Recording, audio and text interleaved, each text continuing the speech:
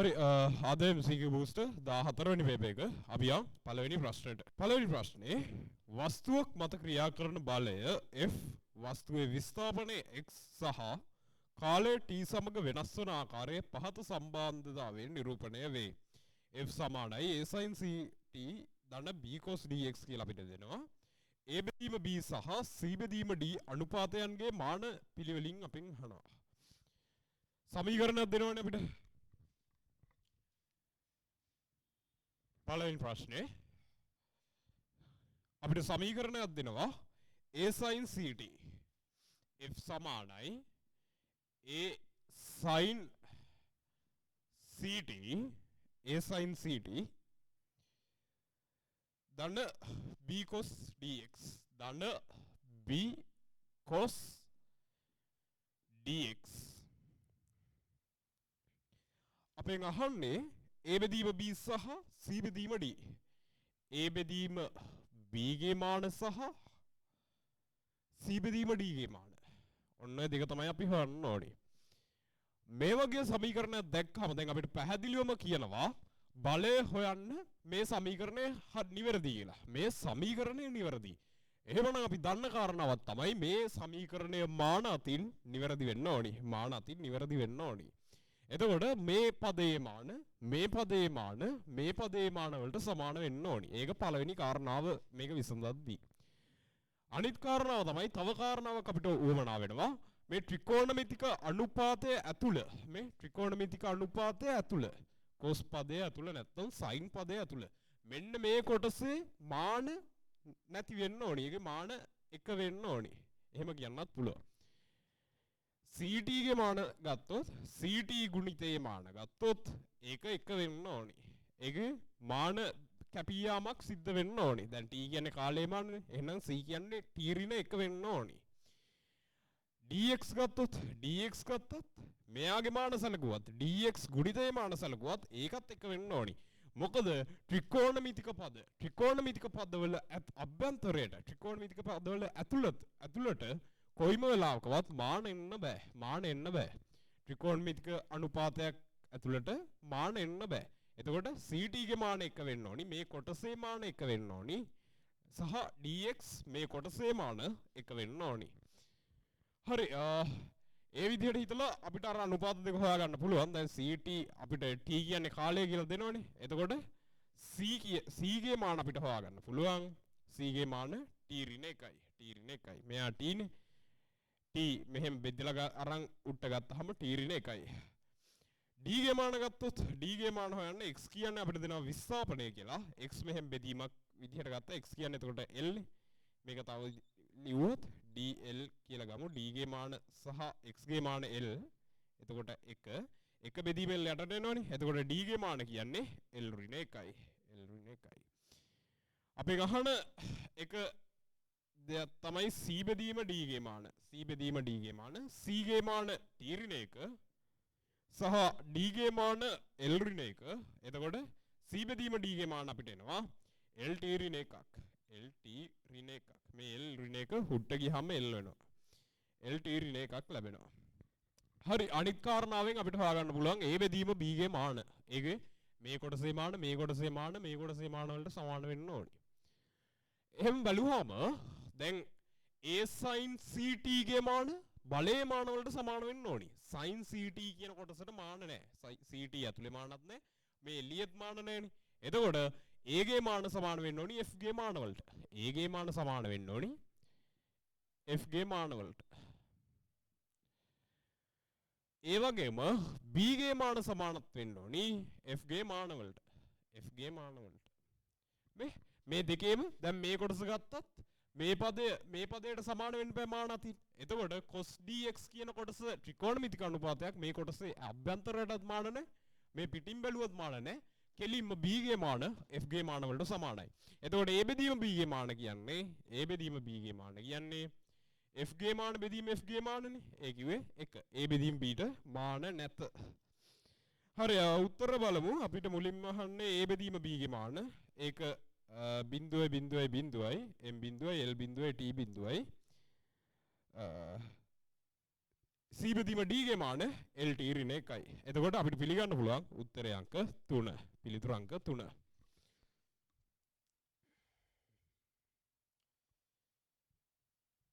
ඒක ඉතාමත් සරල මට්ටමේ MCQ එකක්. අපිට දැනගන්න ඕනි කාරණාව තමයි අර සමීකරණය නිවැරදි නම් එක් එක් පදවල මාන සමානයි කියන කතාව. සහ ත්‍රිකෝණමිතික අනුපාතයක් ඇතුලේ මාන නැහැ. මානයක් ඉතුරු වෙන්න බෑ. ඒකේ ත්‍රිකෝණමිතික අනුපාතයක් ඇතුලේ මොකක් තිබ්බත් මාන සලකද්දී ඒක එකයි කියලා ගන්නෙ. මේ ඇතුළ එක වෙනවා මාන සලකද්දී. මොකද ඇතුලේ තියෙන්නේ සංඛ්‍යාත්මක අගයක්නේ. ඒවට මාන තියෙන්න බෑ. ඒක නිසා ඒක ගැන අවබෝධයෙන් ඉන්න. ත්‍රිකෝණමිතික අනුපාතයක් ගත්තත් ලඝු පදයක් ගත්තත් අන්න ඒ වගේ ඕනෑම තැනක් ඇතුලේ මාන තියෙන්න බෑ. අපි යම් ප්‍රශ්න අංක 2කට. ප්‍රශ්න අංක 2. දෙක තියෙන්නේ මාන වලින් අද. පීඩන පරිමාවෙන් ගුණ කර එය කාලයෙන් බෙදූ විට ලැබෙන රාශියේ මාන වලට සමාන වන්නේ පහත සඳහන් කවර රාශියක මානද? පීඩනය පරිමාවෙන් ගුණ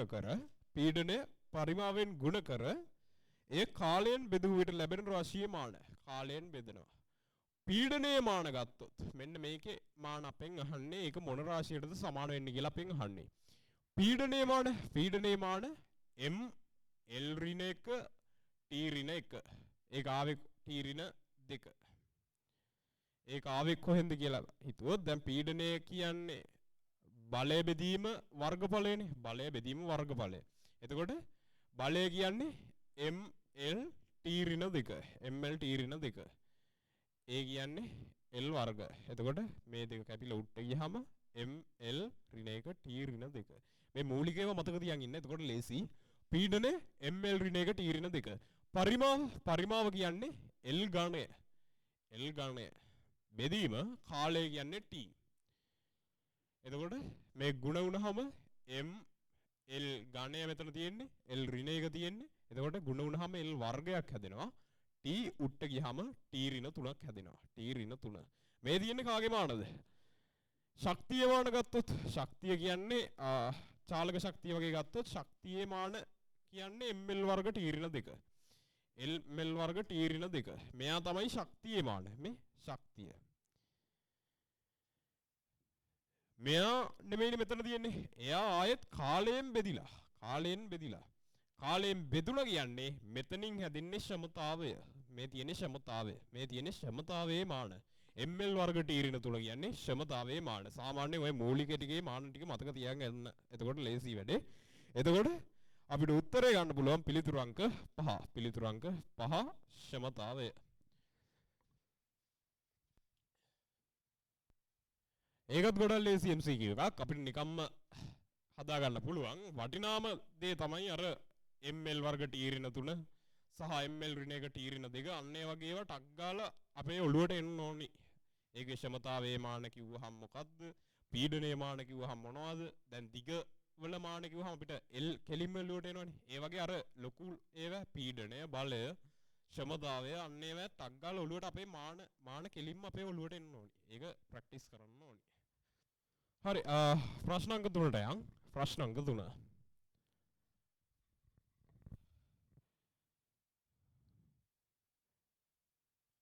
ප්‍රශ්න අංක 3. වෘත්තාකාර පරිමාණය කොටස් 50කට බෙදා ඇති ගෝලමානයක අන්තරාලය 0.5 මිලිමීටර වේ. එවැනි ගෝලමානයකින් ලබාගත් මිනුමක් විය හැක්කේ කියලා අපෙන් අහනවා. වෘත්තාකාර පරිමාණය කොටස් 50කට බෙදෙනවා ගෝලමානයක අන්තරාලය 0.5 මිලිමීටර. හරි අපි දන්නවා මුලින්ම අපි කුඩා මිනුම හොයාගෙන ඉමු. ගෝලමානය අපිට කුඩා මිනුම හොයාගන්න ඕනි දත්ත ටික දෙනවා. කුඩා මිනුම ගත්තොත් කුඩා මිනුම අපිට දෙනවනේ අන්තරාලයේ දිග දෙනවා. ගෝලමානයේ අන්තරාලයේ දිග බෙදන්න ඕනි වෘත්තාකාර පරිමාණය බෙදා ඇති කොටස් ගණනින්. වෘත්තාකාර පරිමාණය බෙදා ඇති කොටස් ගණන. වෘත්තාකාර පරිමාණය බෙදා ඇති කොටස් ගණන. අන්තරාලයේ දිග දැන් ගෝලමානයක කුඩා මිනුම ගත්තොත් අන්තරාලයේ දිග බෙදන්න ඕනි වෘත්තාකාර පරිමාණය බෙදා ඇති කොටස් ගණනින්. දැන් අපිට පැහැදිලිවම මෙතන දෙනවා අන්තරාලයේ දිග 0.5 මිලිමීටර කියලා. 0.5 මිලිමීටර. 0.5 මිලිමීටර වන අන්තරාලය වෘත්තාකාර පරිමාණයේ බෙදා ඇති කොටස් ගණන 55යි 50යි 50යි. එතකොට අපිට ලැබෙනවා කුඩා මිනුම මේ 0.5 භාගය කියලා හිතුවොත් එක බෙදීම 100ක් එනවනේ. එක බෙදීම 100යි කියන්නේ 0.01 මිලිමීටර. සාමාන්‍ය කුඩා මිනුමක් තියෙන්නේ ගෝලමානයක තියෙන.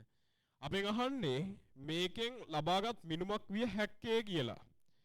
දැන් මෙතන සමහර පාඩංග දැක්කද? ඒකේ උත්තර පහ දිහා බැලුවොත් සමහර ඒවා තියෙනවා සෙන්ටිමීටර වලින්. ඒක අපිට අවශ්‍යයි. ඒක නිසා අපි හැම එකම මිලිමීටර කරගන්න ඕනි. මිලිමීටර කරන්නේ සෙන්ටිමීටර වගේ 10න් ගුණ කරලානේ. එතකොට පළවෙනි උත්තරේ තියෙනවා 15 මිලිමීටර. 15 මිලිමීටර. 15 මිලිමීටරට වඩා සාර්ථක උත්තරයක් ඇති. මොකද දශම ස්ථාන දෙකකට නිවැරදි උත්තරේ දෙනවා. ඊට පස්සේ 15.5 මිලිමීටර. ඒකත් සාර්ථක නැහැ. දශම ස්ථාන දෙකකට උත්තරේ නැහැ. ඊට පස්සේ 6.5 මිලිමීටර තියෙනවා. ඒකෙත් අපිට දෙවෙනි දශම ස්ථානය පෙන්වන්නේ නැහැ. පොඩ්ඩක් බලන්න පස්වෙනි උත්තරේ. එතන 4.53 මිලිමීටර. 4.53 මිලිමීටර. 4.53 මිලිමීටර. එතන දැක්කද මේ? දෙවන දශම ස්ථානයේ පැහැදිලිව දක්වලා. දෙවෙනි දශම ස්ථානයේ පැහැදිලිව දක්වලා මිලිමීටර පරිමාණයේදී. ඒ කියන්නේ මෙයාගේ කුඩා මිනුම 0.1 මිලිමීටර. මේකෙන් මෙයා මනින්න පාවිච්චි කරලා තියෙනවා. මේ කුඩා මිනුම තියෙන මිනුම් උපකරණය මෙයාව මනින්න පාවිච්චි කරලා තියෙනවා කියලා අපිට කියන්න පුළුවන්.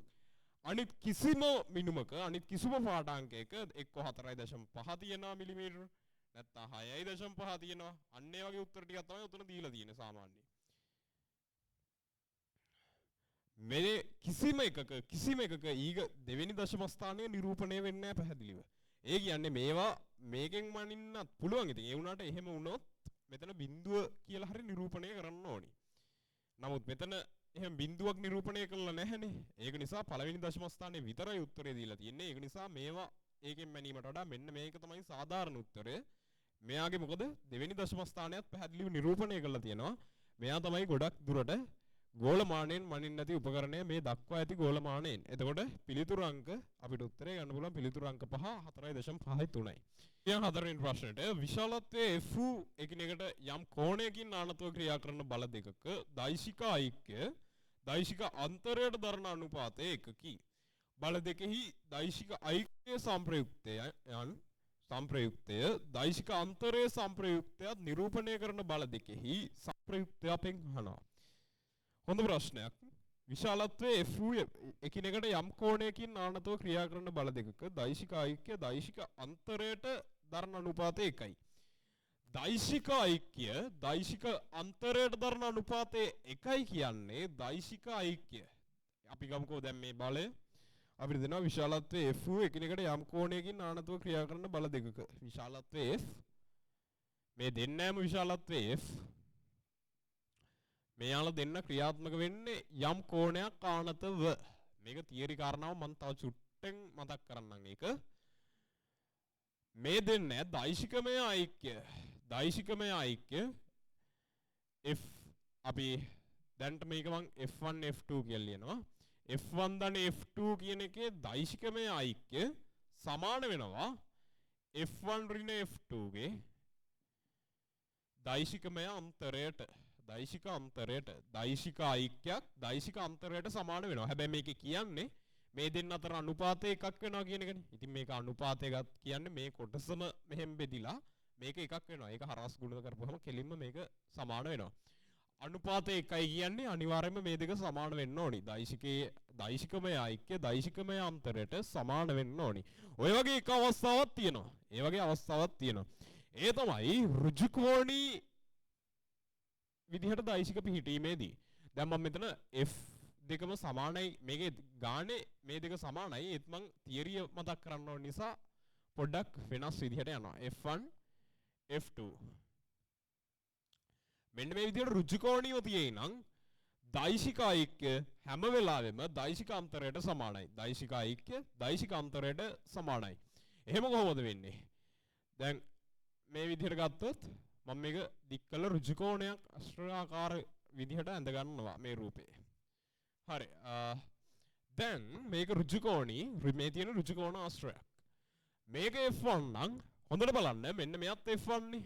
F1 එතකොට F2 F1 මේ F2 F1 එතකොට මෙතනින් නිරූපණය කරන්නේ කවුද F1 ධන F2 ගේ දෛශිකමය ඓක්‍ය F2 F1 එහෙනම් මේ තියෙන්නේ F1 ධන F2 F1 ධන F2 අයි F2 F1 එතකොට මේ දෙන්න සම්ප්‍රයුක්තය මේ F1 ධන F2 F1 ගේ F2 ගේ සම්ප්‍රයුක්තය තමයි F1 ධන F2 කියන්නේ දෛශිකමය සම්ප්‍රයුක්තය එතකොට අන්තරය ගත්තොත් ඒක තමයි මෙන්න මෙයා අන්තරය ගත්තොත් දැන් අපි ලියුවේ මෙතන F1 ඍණ F2 එයා ඉන්නේ මෙන්න මේ පැත්තට දැන් මෙයා බලන්න මේ තමයි F1 ඍණ F2 ගේ ඓක්‍ය F1 ඍණ F2 ගේ දැන් මෙයා F1 ගෙන් මෙතනට යනවා මෙයා මේ පැත්තට යනවා කියන්නේ මේ තියෙන්නේ ඍණ F2 නේද ඍණ F2 මෙහෙට F2 නම් මෙහෙට තියෙන්නේ ඍණ F2 මෙහෙට F2 නම් මෙහෙට තියෙන්නේ ඍණ F2 එතකොට F1 ගෙනි ඍණ F2 ගේ සම්ප්‍රයුක්තය තමයි මේ තියෙන්නේ එතකොට මෙයාම අපිට ලියන්න පුළුවන් කෙලින්ම F1 ඍණ F2 කියලා F1 ඍණ F2 එයාගේ සම්ප්‍රයුක්තය තමයි මේ තියෙන්නේ F1 ඍණ F2 කියලා ඒක තව තේරුම් නැති වුණාට කමන්නේ සරලව මතක තියාගන්න මෙහෙම වෙන්නේ කෝණය ඍජුකෝණී වුණාම කියලා කෝණය ඍජුකෝණී වුණාම දෛශිකමය ඓක්‍ය දෛශිකමය අන්තරයට සමානයි ඒකේ මොනවා හරි දෛශික දෙකක් මෙහෙම ඍජුකෝණීව පිහිටන්න විතරයි ඕනි ඍජුකෝණීය මේවා විශාලත්වය මේ කොච්චරක් දිගද කියන එක කිසිම ප්‍රශ්නයක් නැහැ දෛශික දෙක ඍජුකෝණීව පිහිටන්න විතරයි ඕනි දෛශික දෙක ඍජුකෝණීව පිහිටුවාම ඒ දෛශිකවල ඓක්‍ය දෛශිකවල දෛශිකමය එකතුව දෛශිකමය අන්තරයට සමානයි එකතුවයි අන්තරයයි සමාන වෙනවා ඒක වෙන්නේ මේ සමාන්තරාශ්‍රය විකර්ණ සමානයි විකර්ණ වල දිගින් සමාන්තරාශ්‍රය කියන්නේ මෙතන ඍජුකෝණාශ්‍රය විකර්ණ දිගින් සමානයි මේ දෙන්න දිගින් සමානයි ඒ කියන්නේ F1 ධන F2 F1 ඍණ F2 ගේ දිගට සමානයි ඒ දෙන්න දෛශිකමය අතින් සමානයි විශාලත්වයෙන් සමානයි ඒ විදිහට ගන්න පුළුවන් හරි අපි දැන් ප්‍රශ්නට යමු ඒක මතක් කරගත්ත එක හොඳයි ඒක හොඳට මතක තියාගන්න ඒක වටිනා කාරණාවක් එතකොට අපි දන්නවා දෛශිකමය ඓක්‍ය දෛශිකමය අන්තරයට සමාන වුණා කියන්නේ ඒ දෙන්න ඉන්නේ ඍජුකෝණීව ඉන්නේ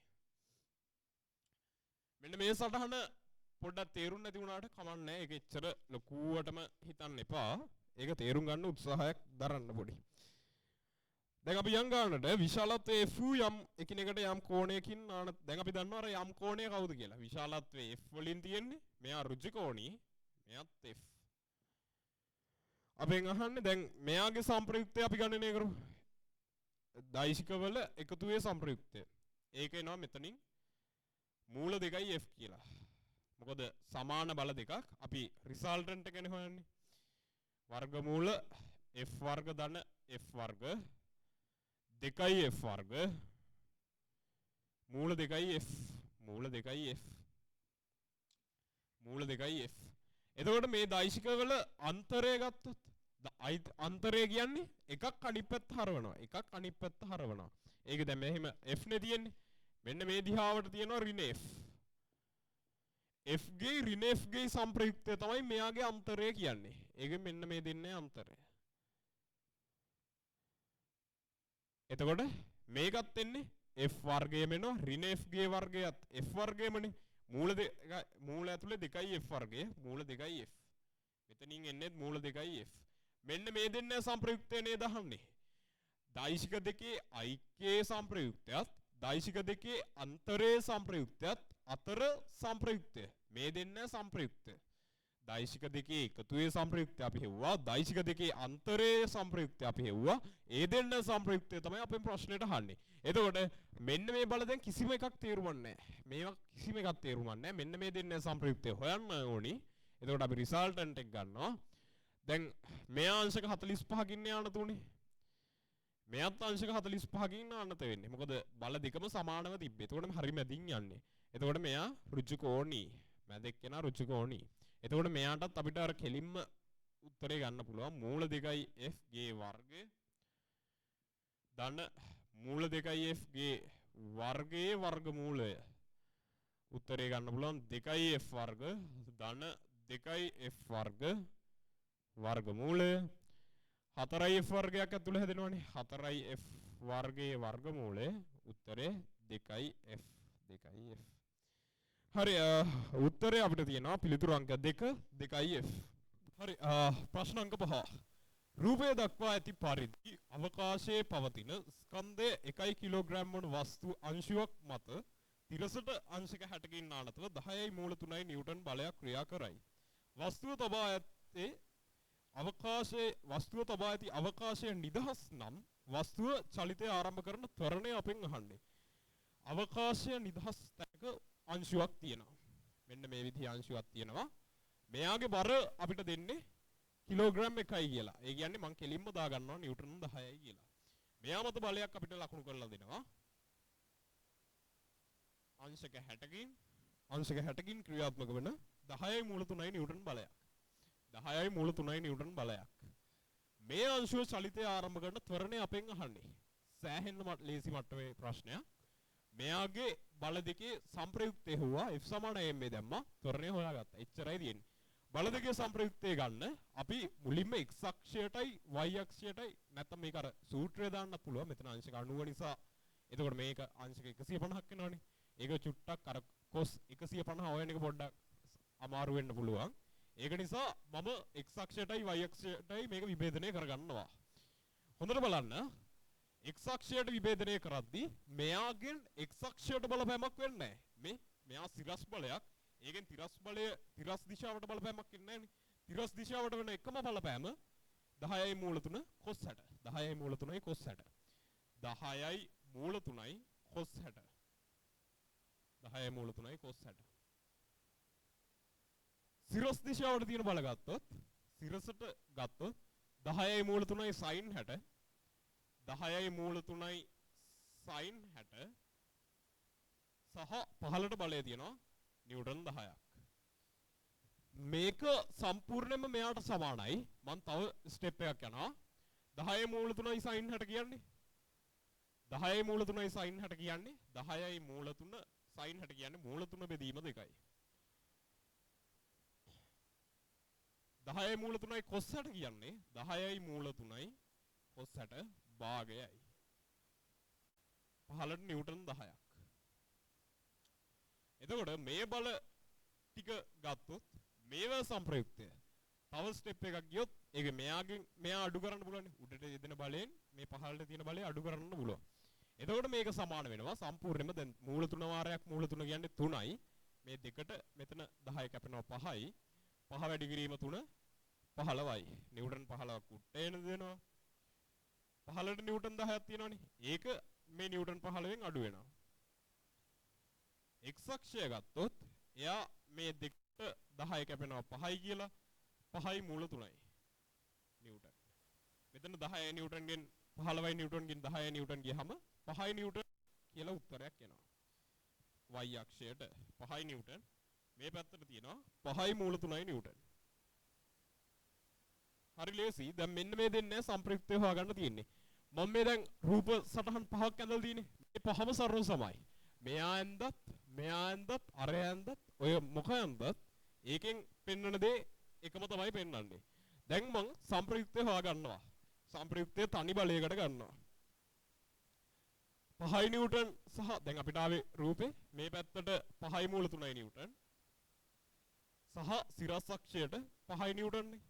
එතකොට සංප්‍රයුක්තය මෙතන ඍජු කෝණී r වර්ග සමානයි r වර්ග සමානයි අපි r ම කෙලින්ම හොයමු. වර්ගමූල r සමානයි වර්ගමූල මේ බලයේ වර්ගය 5 වර්ගය ධන 5යි මූල 3 වර්ගය. 5යි මූල 3 වර්ගය. 5 වර්ගය 25යි 25යි 5 වර්ගය 25යි සහ මූල 3 වර්ගය 3යි. වර්ගමූල 25 මෙතනින් 25 වැඩි කිරීම 3 75යි 75 ධන 25 100යි. මෙතනින් 100 එනවා. උත්තරේ එනවා 10යි නිව්ටන් කියලා. නිව්ටන් 10 කියන්නේ මේ වස්තුව මත ක්‍රියාත්මක වන සංප්‍රයුක්ත බලය. දැන් මම F සමාන m දානවා. F සමාන m නිව්ටන් 10ක බලයක් ක්‍රියාත්මක වෙන්නේ ස්කන්ධය 1 කිලෝග්‍රෑම් ත්වරණය A. එතකොට අපිට උත්තරේ විදිහට ලැබෙනවා ඒ ත්වරණය කියන්නේ 10යි ms ඍණ 2. තප්පර වර්ගයට මීටර 10ක ත්වරණයෙන් චලිත වෙනවා ඒ කියන්නේ පිළිතුරු අංක 1. පිළිතුරු අංක 1. ඒක සෑහෙන මට්ටමේ ලේසි ප්‍රශ්නයක්. මම අර දෛශිකවල සම්ප්‍රයුක්ත හොයන එක පොඩ්ඩක් රූප ටිකක් ඇඳලා කරා. ඒක කට්ටියට පැහැදිලි වෙන්න ඕනේ නිසා. එහෙම අවශ්‍ය නැහැ. දැන් මම රූප 5ක් වගේ යන්දනේ. ඒක අවශ්‍යම දෙයක් නෙමෙයි. ටක් ගාලා ඔයාලට හැකියාව තියෙන්න ඕනේ. මෙතන තිබ්බ රූපේ දැක්කහම ටක් ගාලා විභේදනය කළා. ඒකෙන් සම්ප්‍රයුක්තය ගන්න. xy අක්ෂ වලට විභේදනය කළා. ඒව වර්ග කළා. ඒ විදිහට සම්ප්‍රයුක්තය ගන්න ටක් ගාලා හැකියාවක් තියෙන්න ඕනේ. මෙච්චර රූප අඳින්න ඕනේ නැහැ. ඒ විදිහට ගන්න තියෙන්නේ ඒකේ තිබ්බේ දෛශිකවල සම්ප්‍රයුක්තය ගන්න බලවල සම්ප්‍රයුක්තය ගත්තා f සමාන m දැම්ම ත්වරණය ගණනය කරා. ඒ විදිහට කරපුවම උත්තරේ එනවා. ලේසි ප්‍රශ්නයක්. අර මේ විදිහට දෛශික අඳින්න අවශ්‍යතාවයක් නැහැ. ප්‍රශ්න අංක 6. ප්‍රශ්න අංක 6. කිලෝග්‍රෑම් 20ක ස්කන්ධයක් මත ක්‍රියා කරන සම්ප්‍රයුක්ත බලය F කාලය t සමග වෙනස් වන අන්දම ප්‍රස්ථාරයේ දක්වා ඇත. කාලය t සමානයි බිඳුවේදී ස්කන්ධයේ වේගය 0 නම් කාලය සමගහි වේගය වෙනස් වන අන්දම පහත දැක්වෙන කුමන ප්‍රස්ථාරයෙන් ලැබේද? අපිට ගානේ දෙනවා බලය සහ කාලය අතර ප්‍රස්ථාරයක්. බලය කාලය ප්‍රස්ථාරය. කාලය බලය බලය පටන් ගන්න මේක නිව්ටන් වලින් තියෙන්නේ. නිව්ටන් 20න් සහ 20 10. තප්පර වලින් ගත්තොත් මෙතන 10 සහ මෙතන 20. මේක නිව්ටන් 10. මේක නිව්ටන් 20. ඔන්න ඔය විදිහට තමයි බලය විචලනය වෙන්නේ. මෙයාගේ ස්කන්ධය අපිට දෙනවා කිලෝග්‍රෑම් 20ක වස්තුවක්. කිලෝග්‍රෑම් 20ක වස්තුවක්. අපෙන් අහන්නේ මෙයාගේ වේග කාල ප්‍රස්ථාරය. වේග කාල ප්‍රස්ථාරය. බලය කාල ප්‍රස්ථාරයක් සහ වේග කාල ප්‍රස්ථාරයක් සම්බන්ධ කරන්නේ කොහොමද? ඒක තමයි මෙතන ඉගෙන ගන්න තියෙන කාරණාව. හොඳට මතක තියාගන්න. දැන් බලය කාල ප්‍රස්ථාරය ගත්තොත් මම මේක මෙයාගේ ත්වරණ කාල ප්‍රස්ථාරය ටක් ගාලා ඇඳ ගන්නවා. ත්වරණ කාල ප්‍රස්ථාරය. ත්වරණ කාල. එතකොට ත්වරණය A ms ඍණ 2. මම ත්වරණ කාල ප්‍රස්ථාරයේ හැඩය අඳින්නම්. ඒ හැඩය එන්නේ මෙන්න මෙහෙම. කොහොමද මම එහෙම එකපාර කිව්වේ? මොකද f සමානයි ma. f සමානයි ma. f සමානයි ma නේ. f සමානයි ma. m කියන්නේ නියතයක්. m වෙනස් වෙන්නේ නැහැ. මොකද 20 කිලෝග්‍රෑම් නේ වස්තුව. එතකොට f ට එදිරිව කාලය ප්‍රස්ථාරගත කරත් a ට එදිරිව කාලය ප්‍රස්ථාරගත කරත් එන්නේ එකම ප්‍රස්ථාර. අන්න ඒක හොඳට මතක තියාගන්න.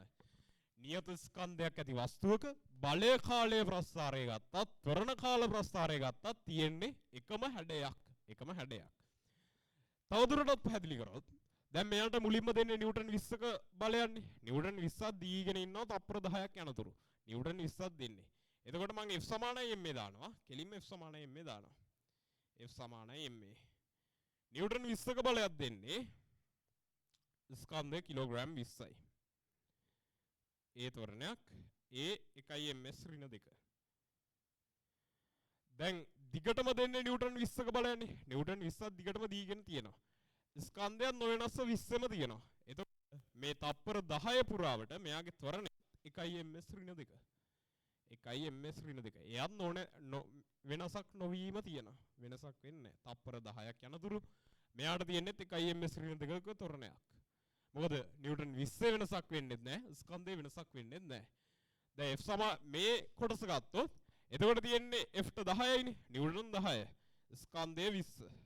එතකොට a එනවා භාගයයි ms ඍණ 2. 0.5 ms ඍණ 2. මෙයාගෙන් භාගය. ඒකත් අපි හිතුවොත් අර විදිහටම දැන් නිව්ටන් 10 එතනින් එහාට නියතව තියෙනවානේ. නිව්ටන් 10 නියතව තියෙනවා. ඒ වගේම නිව්ටන් 10 නියතව තියෙන නිසා 0.5 ms ඍණ 2ත් නියතවම තියෙනවා.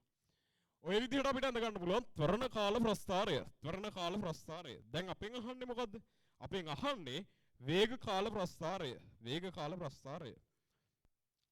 ත්වරණ කාල ප්‍රස්ථාරයක අපි ප්‍රවේග කාල ප්‍රස්ථාරය යටින් ඇඳගමු. ප්‍රවේග කාල ප්‍රස්ථාරය මේක. ප්‍රවේග කාල ප්‍රස්ථාරය. ප්‍රවේග කාල ප්‍රස්ථාරයක අනුක්‍රමණය නිරූපණය වෙන්නේ ත්වරණය. ප්‍රවේග කාල ප්‍රස්ථාරයක අනුක්‍රමණය නිරූපණය වෙන්නේ ත්වරණය.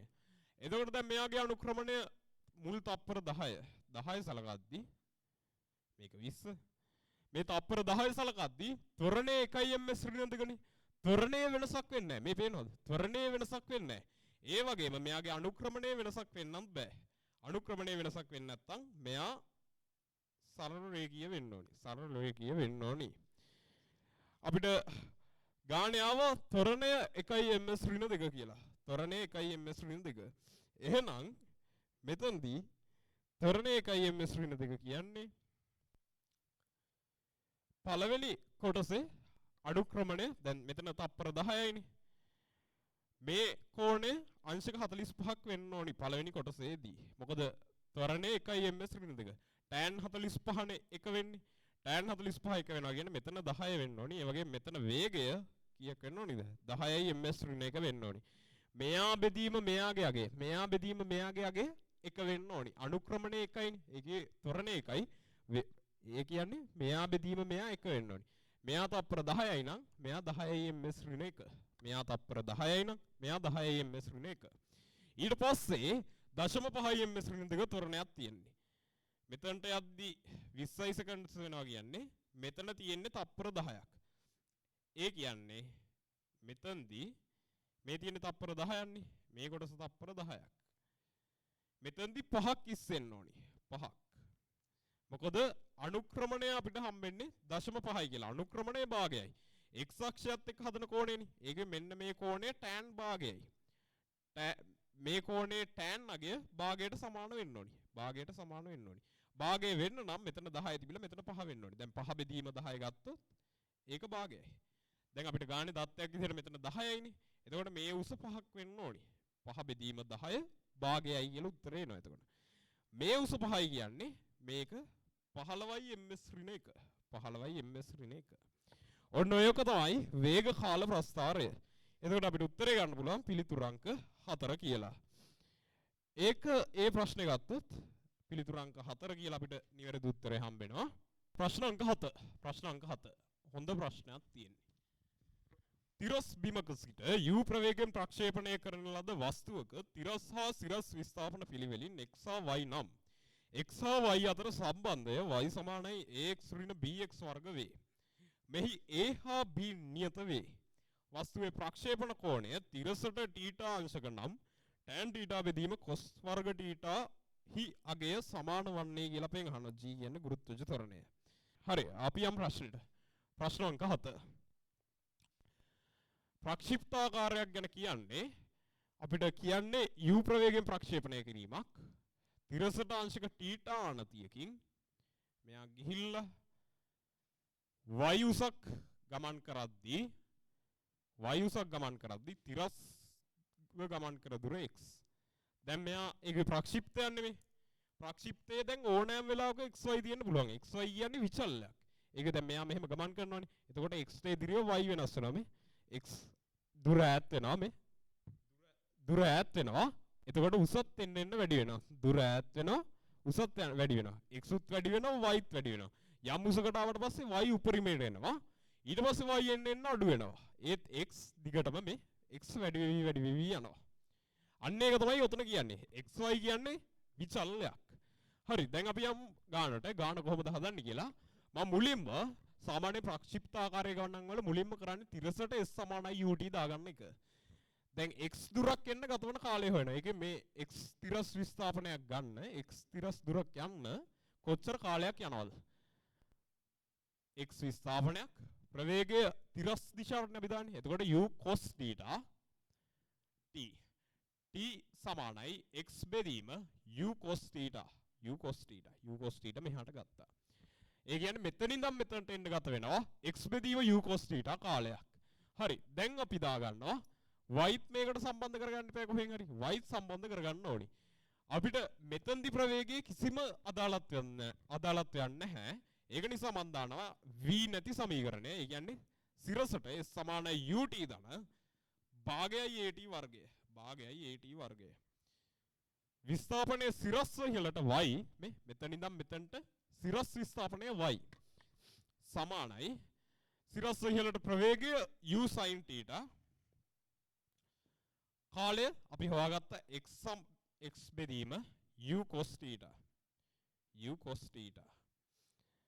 දැන් ඉහළටනේ සමීකරණය දාන්නේ පහළටයි ගුරුත්වජ ත්වරණය තියෙන්නේ. එතකොට ඍණ ත්වරණයක් තියෙන්නේ. එතකොට මෙතනට ඍණ දාලා භාගයයි ගුරුත්වජ ත්වරණයේ සංකේතය දෙනවා g කියලා. t වර්ගය. ඒ කියන්නේ මෙයාගේ වර්ගය x වර්ග බෙදීම u වර්ග cos වර්ග θ. තේරුණාද බලන්න. මම මේ කාලය එකපාර වර්ග කළා මෙතනින් ලිව්වා. හරි. දැන් අපිට කොහොමද දිග සමීකරණයක් එනවා. දැන් y සමානයි මං x ඉස්සරහින් ලියා ගන්නවා මේ u ට u කැපෙනවා. ත්‍රිකෝණමිතියේ මම මෙතන පොඩි වැඩක් කරනවා. sin θ බෙදීම cos θ අපි දන්නවා tan θ කියලා. sin θ බෙදීම cos θ tan θ. ඍණ භාගයයි g x වර්ග u වර්ග cos වර්ග θ. cos වර්ග θ. මම සමීකරණය තව චුට්ටක් එහෙට මෙහෙට කරලා මෙන්න මේ වගේ හදා ගන්නවා. tan θ කිසිම වැරද්දක් නැහැ නේද කියලා බලන්න. ඍණ g බෙදීම 2 u වර්ග cos වර්ග θ x වර්ග මම ඕන්නවම ලියා ගන්නවා. දැන් මෙයාමයි නේද මෙතනක් තියෙන්නේ. කිසිම වැරද්දක් උන්නේ නැහැ සුළු කිරීමේදී. අපිට දෙන සමීකරණයක් තියෙනවා. ඒක එයාලා දෙනවා. මේක තෘප්ත වෙන්නේ y සමානයි ax ඍණ bx වර්ගය. y සමානයි ax ඍණ bx වර්ග. ඔන්න සමීකරණයෙන් තමයි මේක එන්නේ කියලා අපිට දෙනවා.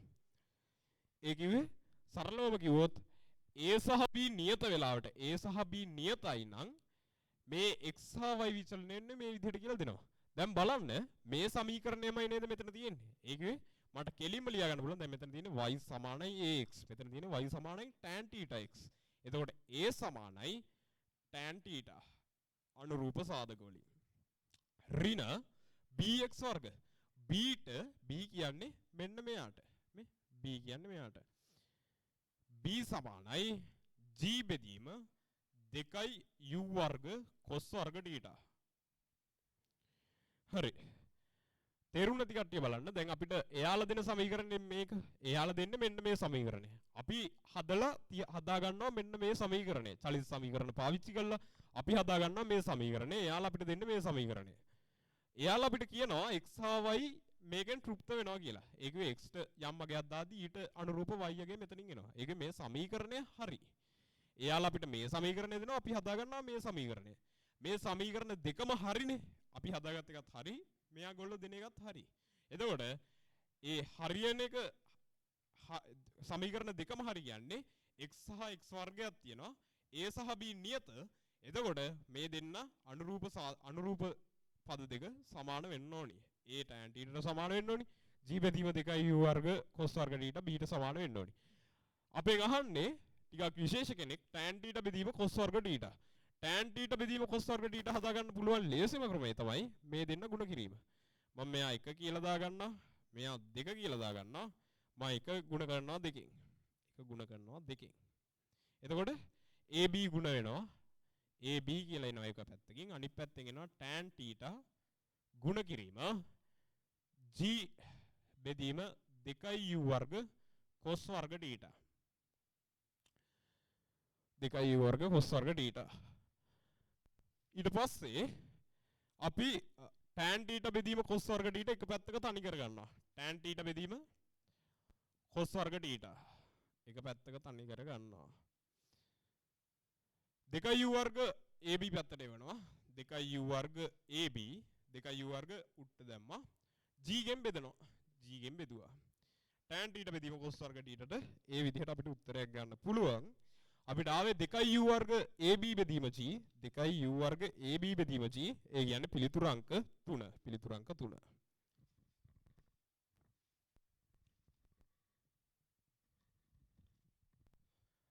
ඒක ගත්තොත් එතන අර විශේෂ තැනක් තිබ්බා. අපෙන් ඇහුවේ එකක් tan θ බෙදීම cos.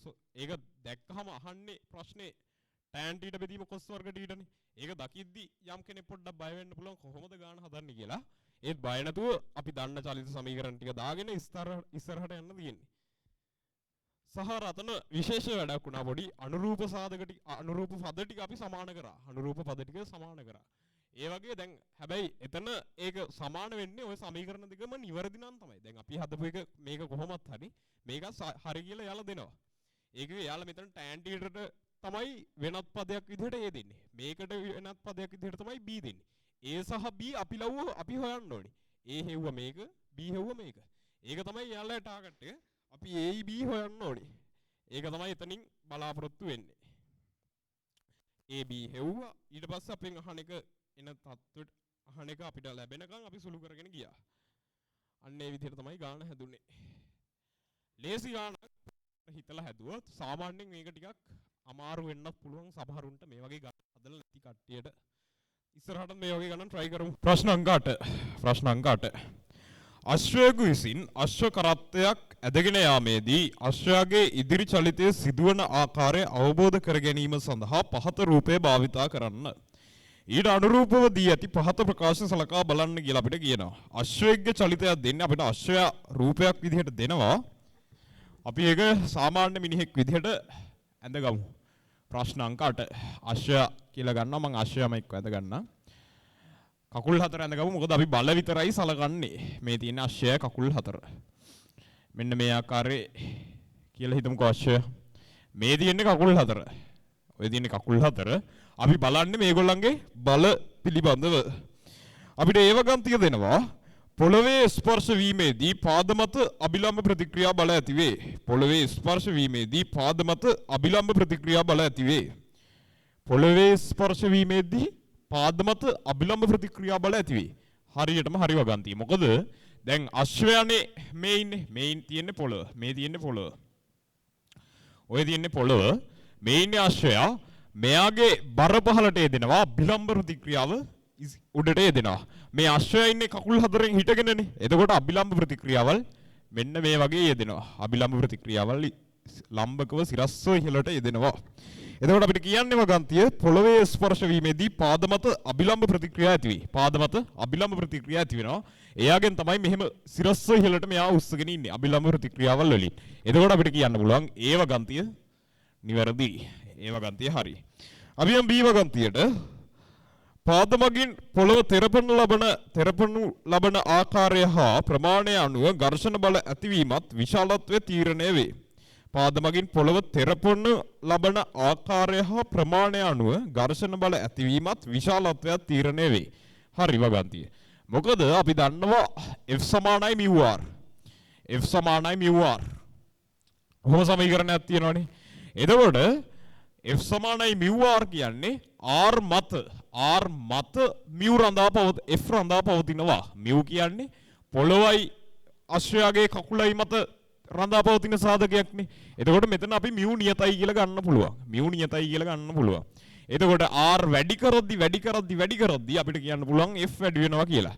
සීමාකාරී හෝ ගතික ඝර්ෂණ බලය වැඩි වෙනවා කියලා ගන්න පුළුවන්. ඒකේ සරලව හිතන්න දැන් අපි මේක මෙහෙම තියලා බුරුල්ල මේක තිබ්බොත් මෙහෙම මෙහෙට ගන්න ලේසියිනේ. හැබැයි මෙයා තද කළා අභිලම්බ ප්‍රතික්‍රියාව වැඩි කළා කරොත් මෙයාව උඩට පහළට ගන්න අමාරුයි. ඒ වගේ එකක් තමයි අපේ කකුල ගැන හිතද්දි තියෙන්නේ. ඒකේ මේ කකුල පොඩ්ඩක් හෙමින් ලාවට තිබ්බොත් එයාව එහෙට මෙහෙට ගන්න අමාරුයි. කකුල පොඩ්ඩක් ලාවට තිබ්බොත් එහෙට මෙහෙට ගන්න අමාරුයි. හැබැයි කකුල හොඳටම තද කරොත් ඒක එහෙට මෙහෙට ගන්න අමාරුයි. අන්න ඒ වගේ එකක් තමයි මෙතනක් තියෙන්නේ. ආයෙත් කිව්වොත් මෙහෙම තිබ්බොත් ලේසි බුරුල්ල තිබ්බොත් හොඳටම තද කරොත් ඝර්ෂණ බලය වැඩි වෙන නිසා ඒක එහෙට මෙහෙට ගන්න අමාරුයි. එතකොට දැන් මෙයාගෙත් එහෙමයි. මෙයා පහළට යොදන තෙරපුම වැඩි වෙන්න අභිලම්බ ප්‍රතික්‍රියාව වැඩි වෙනවනේ. පහළට යොදන තෙරපුම වැඩි වෙන්න අභිලම්බ ප්‍රතික්‍රියාව වැඩි වෙනවා. එතකොට යෙදෙන ඝර්ෂණ බලයත් වැඩි වෙනවා. එතකොට අපිට කියන්න පුළුවන් අපිට කියන්නේ B වගන්තියෙන් කියන්නේ පාද මගින් පොළව තෙරපනු ලබන ආකාරය හා ප්‍රමාණය අනුව ඝර්ෂණ බල ඇතිවීමත් විශාලත්වයත් තීරණය වේ. හරි. විශාලත්වයයි ඝර්ෂණ බලයේ විශාලත්වයයි මත තෙරපීම රඳා පවතිනවා. B වගන්තියත් හරි.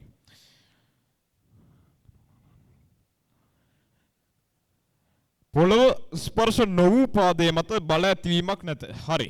ඒක හොඳ කතාවක්. දැන් මෙයා අශ්වය ඇවිදිනවනේ. ඇවිදිද්දි කකුල් හතරම බිම තියන්නේ නැහැ. සමහර වෙලාවට කකුලක් උස්සන්න පුළුවන්. කකුලක් ඉස්සුවා. මෙන්න මේ ඉස්සුණු කකුල මත බල ක්‍රියාත්මක වෙන්නේ නැහැ කියලායි කියන්නේ. එහෙම එකක් නැහැ. මෙයාගේ මේ කොටස විතරක් සලකද්දි මෙයාගේ බර පහළට යදිනවා. සහ දැන් මෙයාගේ සංදියක් තියෙනවනේ මෙතනින්. ඒකෙන් මෙන්න මේ බලය සමතුලිත වෙනවා. මෙයා මත බල සමතුලිතව තියෙන්නේ. මෙයා චලනය වුණාට දැන් මෙයා ඉදිරියට ත්වරණය වෙනවා නම් තව මේ අස්ති වලින් මෙහෙටත් බලයක් යදෙනවා. ඒක නිකම් මෙහෙම කකුල උස්සන් හිටියට එයා මත බල නැහැ කියලා අපිට කියන්න බෑ. මොකද බල තියෙනවා. පහළට බර ක්‍රියාත්මක වෙනවා. සහ මේ සංදි වලින් උඩට බලයක් ක්‍රියාත්මක වෙනවා. ඒ වගේ තමයි සමතුලිත වෙලා තියෙන්නේ. කකුල ඉස්සුවා කියලා අර පොළවෙන් යෙදෙන අබිලම් ප්‍රතික්‍රියාව වෙන්නේ නැහැ. සහ ඝර්ෂණ බලයක් යෙදෙන්නේ නැහැ පොළවෙන්. ඒව නැති වුණාට මේකේ බර පහළට ක්‍රියාත්මක වෙනවා සහ සංදි මගින් ඉහළට බල ක්‍රියාත්මක වෙනවා. ඒක නිසා සීවගන්තිය අපිට වැරදි කියලා ගන්න පුළුවන්. පොළවේ ස්පර්ශ නොවූ පාදයේ මත බල ඇතිවීමක් නැත. සීවගන්තිය වැරදි. බල ඇති වෙනවා. ස්පර්ශ නොවූ පාදයේ මතත් බල ඇති වෙනවා. හරි අපි යන්නේ ඩීවගන්තියට. අශ්වයාගේ පාද මත පොළව මගින් ඉදිරි ගමන සඳහා පාදක වන බලය ඇති කරයි. අශ්වයාගේ පාද මත පොළව මගින් ඉදිරි ගමන සඳහා පාදක වන බල ඇති කරයි. දැන් අශ්වයා ඉදිරියට ගමන් කරනවානේ. අශ්වයා ඉදිරියට ගමන් කරනවා. සාමාන්‍යයෙන් ඝර්ෂණ බලය කොහොමද මේ ඉදිරියට යාමට උදව් වෙන්නේ? ඉදිරියට යාමට උදව් වෙන්නේ. අපි හිතමුකෝ දැන් මං මෙහෙම ඉස්සරහට යන්නේ ත්වරණයකින්. ඉස්සරහට ගමන් කරනවා ත්වරණයකින්. එතකොට අනිවාර්යෙන්ම ඉදිරි දිශාවට බලයක් ක්‍රියාත්මක වෙන්න බෑ. ඉදිරි දිශාවට අසමතුලිත බලයක් යෙදෙන්න ඕනි. ඒ අසමතුලිත බලය හදාගන්නේ මේ කකුල මත ක්‍රියාත්මක වන ඝර්ෂණයෙන්. කකුල මත පල්ලෙහා ඉස්සරහට ක්‍රියාත්මක වන ඝර්ෂණ බලයෙන්. දැන් අපි මිනිසා ඇවිදින අවස්ථාව ගත්තොත් පහළට දැන් මෙහෙම ඇවිදිද්දී ඝර්ෂණ බලය යෙදෙන්නේ ඉස්සරහට. මම මෙහෙම පොළව මේ පැත්තට තල්ලු කරනවානේ. පොළව පිටිපස්සට තල්ලු කරනවා. එතකොට ප්‍රතිරෝධී ඝර්ෂණ බලය ඉස්සරහට එදෙනවා. මම මෙහෙම පොළව ආයාසයෙන් පිටිපස්සට තල්ලු කරද්දී ඝර්ෂණ බලය මෙහාට එදෙනවා. අන්න එහෙමයි ඇවිදිද්දී කකුල මත ඝර්ෂණය යෙදෙන්නේ. ඇවිදිද්දී ඉස්සරහට. මොකද දැන් අපි ඇවිදිද්දී පොළව නම් මෙයාම මේ පොළව මෙහෙට තල්ලු කරනවානේ. පොළව පිටිපස්සට තල්ලු කරනවා. පොළව පිටිපස්සට තල්ලු කරද්දී ඝර්ෂණ බලය ඉස්සරහට එදෙනවා. පොළව පිටිපස්සට තල්ලු කරනවා ඝර්ෂණ බලය ඉස්සරහට එදෙනවා. පොළව පිටිපස්සට තල්ලු කරනවා මේ කකුල කියලා හිතුවොත් පොළව පිටිපස්සට තල්ලු කරනවා පොළවෙන් කකුල මත ඉදිරියට ඝර්ෂණ බලයක් යෙදෙනවා. එතකොට මෙතනත් එහෙමයි වෙන්නේ. මේ අශ්වයා පොළව පිටිපස්සට තල්ලු කරනවා. එතකොට පොළව මත බල ක්‍රියාත්මක වෙන්නේ මේ පැත්තට. පොළව මත මෙන්න මෙහෙම බල ක්‍රියාත්මක වෙනවා. ඝර්ෂණ බලය පොළව මගින් කකුල් මත එන ඝර්ෂණ බලය ඉදිරියට ක්‍රියාත්මක වෙනවා. සරලවම කිව්වොත් ආයෙ බැලුවොත් අර මෙහෙම කළා අපි පොළව පිටිපස්සට තල්ලු කරනවානේ. පොළව තල්ලු කරනවා. එතකොට අපිට ඉස්සරහට යන්න ඕනි බලය හම්බෙනවා ඝර්ෂණයෙන්. අනිත් ප්‍රතික්‍රියාවෙන්. හරි එතකොට අපිට ඩීවගන්තිය කියන්නේ අශ්වයාගේ පාද මත පොළව මගින් ඉදිරි ගමන සඳහා පාදක වන බල ඇති කරයි. අශ්වයාගේ පාද මත පොළව මගින් ඉදිරි ගමන සඳහා පාදක වන බල ඇති කරයි. හරිනේ. පොළව මගින් අශ්වයාගේ පාද මත ඉදිරි ගමන සඳහා පාදක වන බල ක්‍රියාත්මක වෙනවා. ඩීවගන්තිය හරි. එතකොට අපිට උත්තරේ විදිහට ගන්න පුළුවන් A B සහ D නිවැරදි.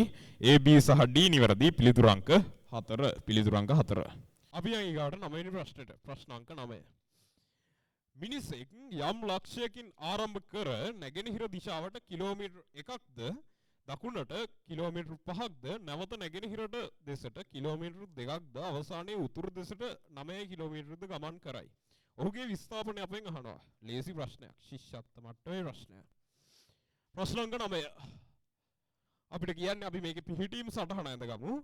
මිනිසෙක් යම් ලක්ෂයකින් ආරම්භ කර නැගෙනහිර දෙසට කියන්නේ මේ පැත්තට කිලෝමීටරයක් ගමන් කරනවා. 1 කිලෝමීටර ගමන් කරනවා. මේ ආරම්භක ලක්ෂය. මෙතනට ඇවිල්ලා දකුණට කිලෝමීටර 5ක් ගමන් කරනවා. මේ වගේ තැනකින් පටන් අරන් මෙහෙට යනවා කිලෝමීටර 1ක්. මෙහෙට යනවා කිලෝමීටර 5ක්.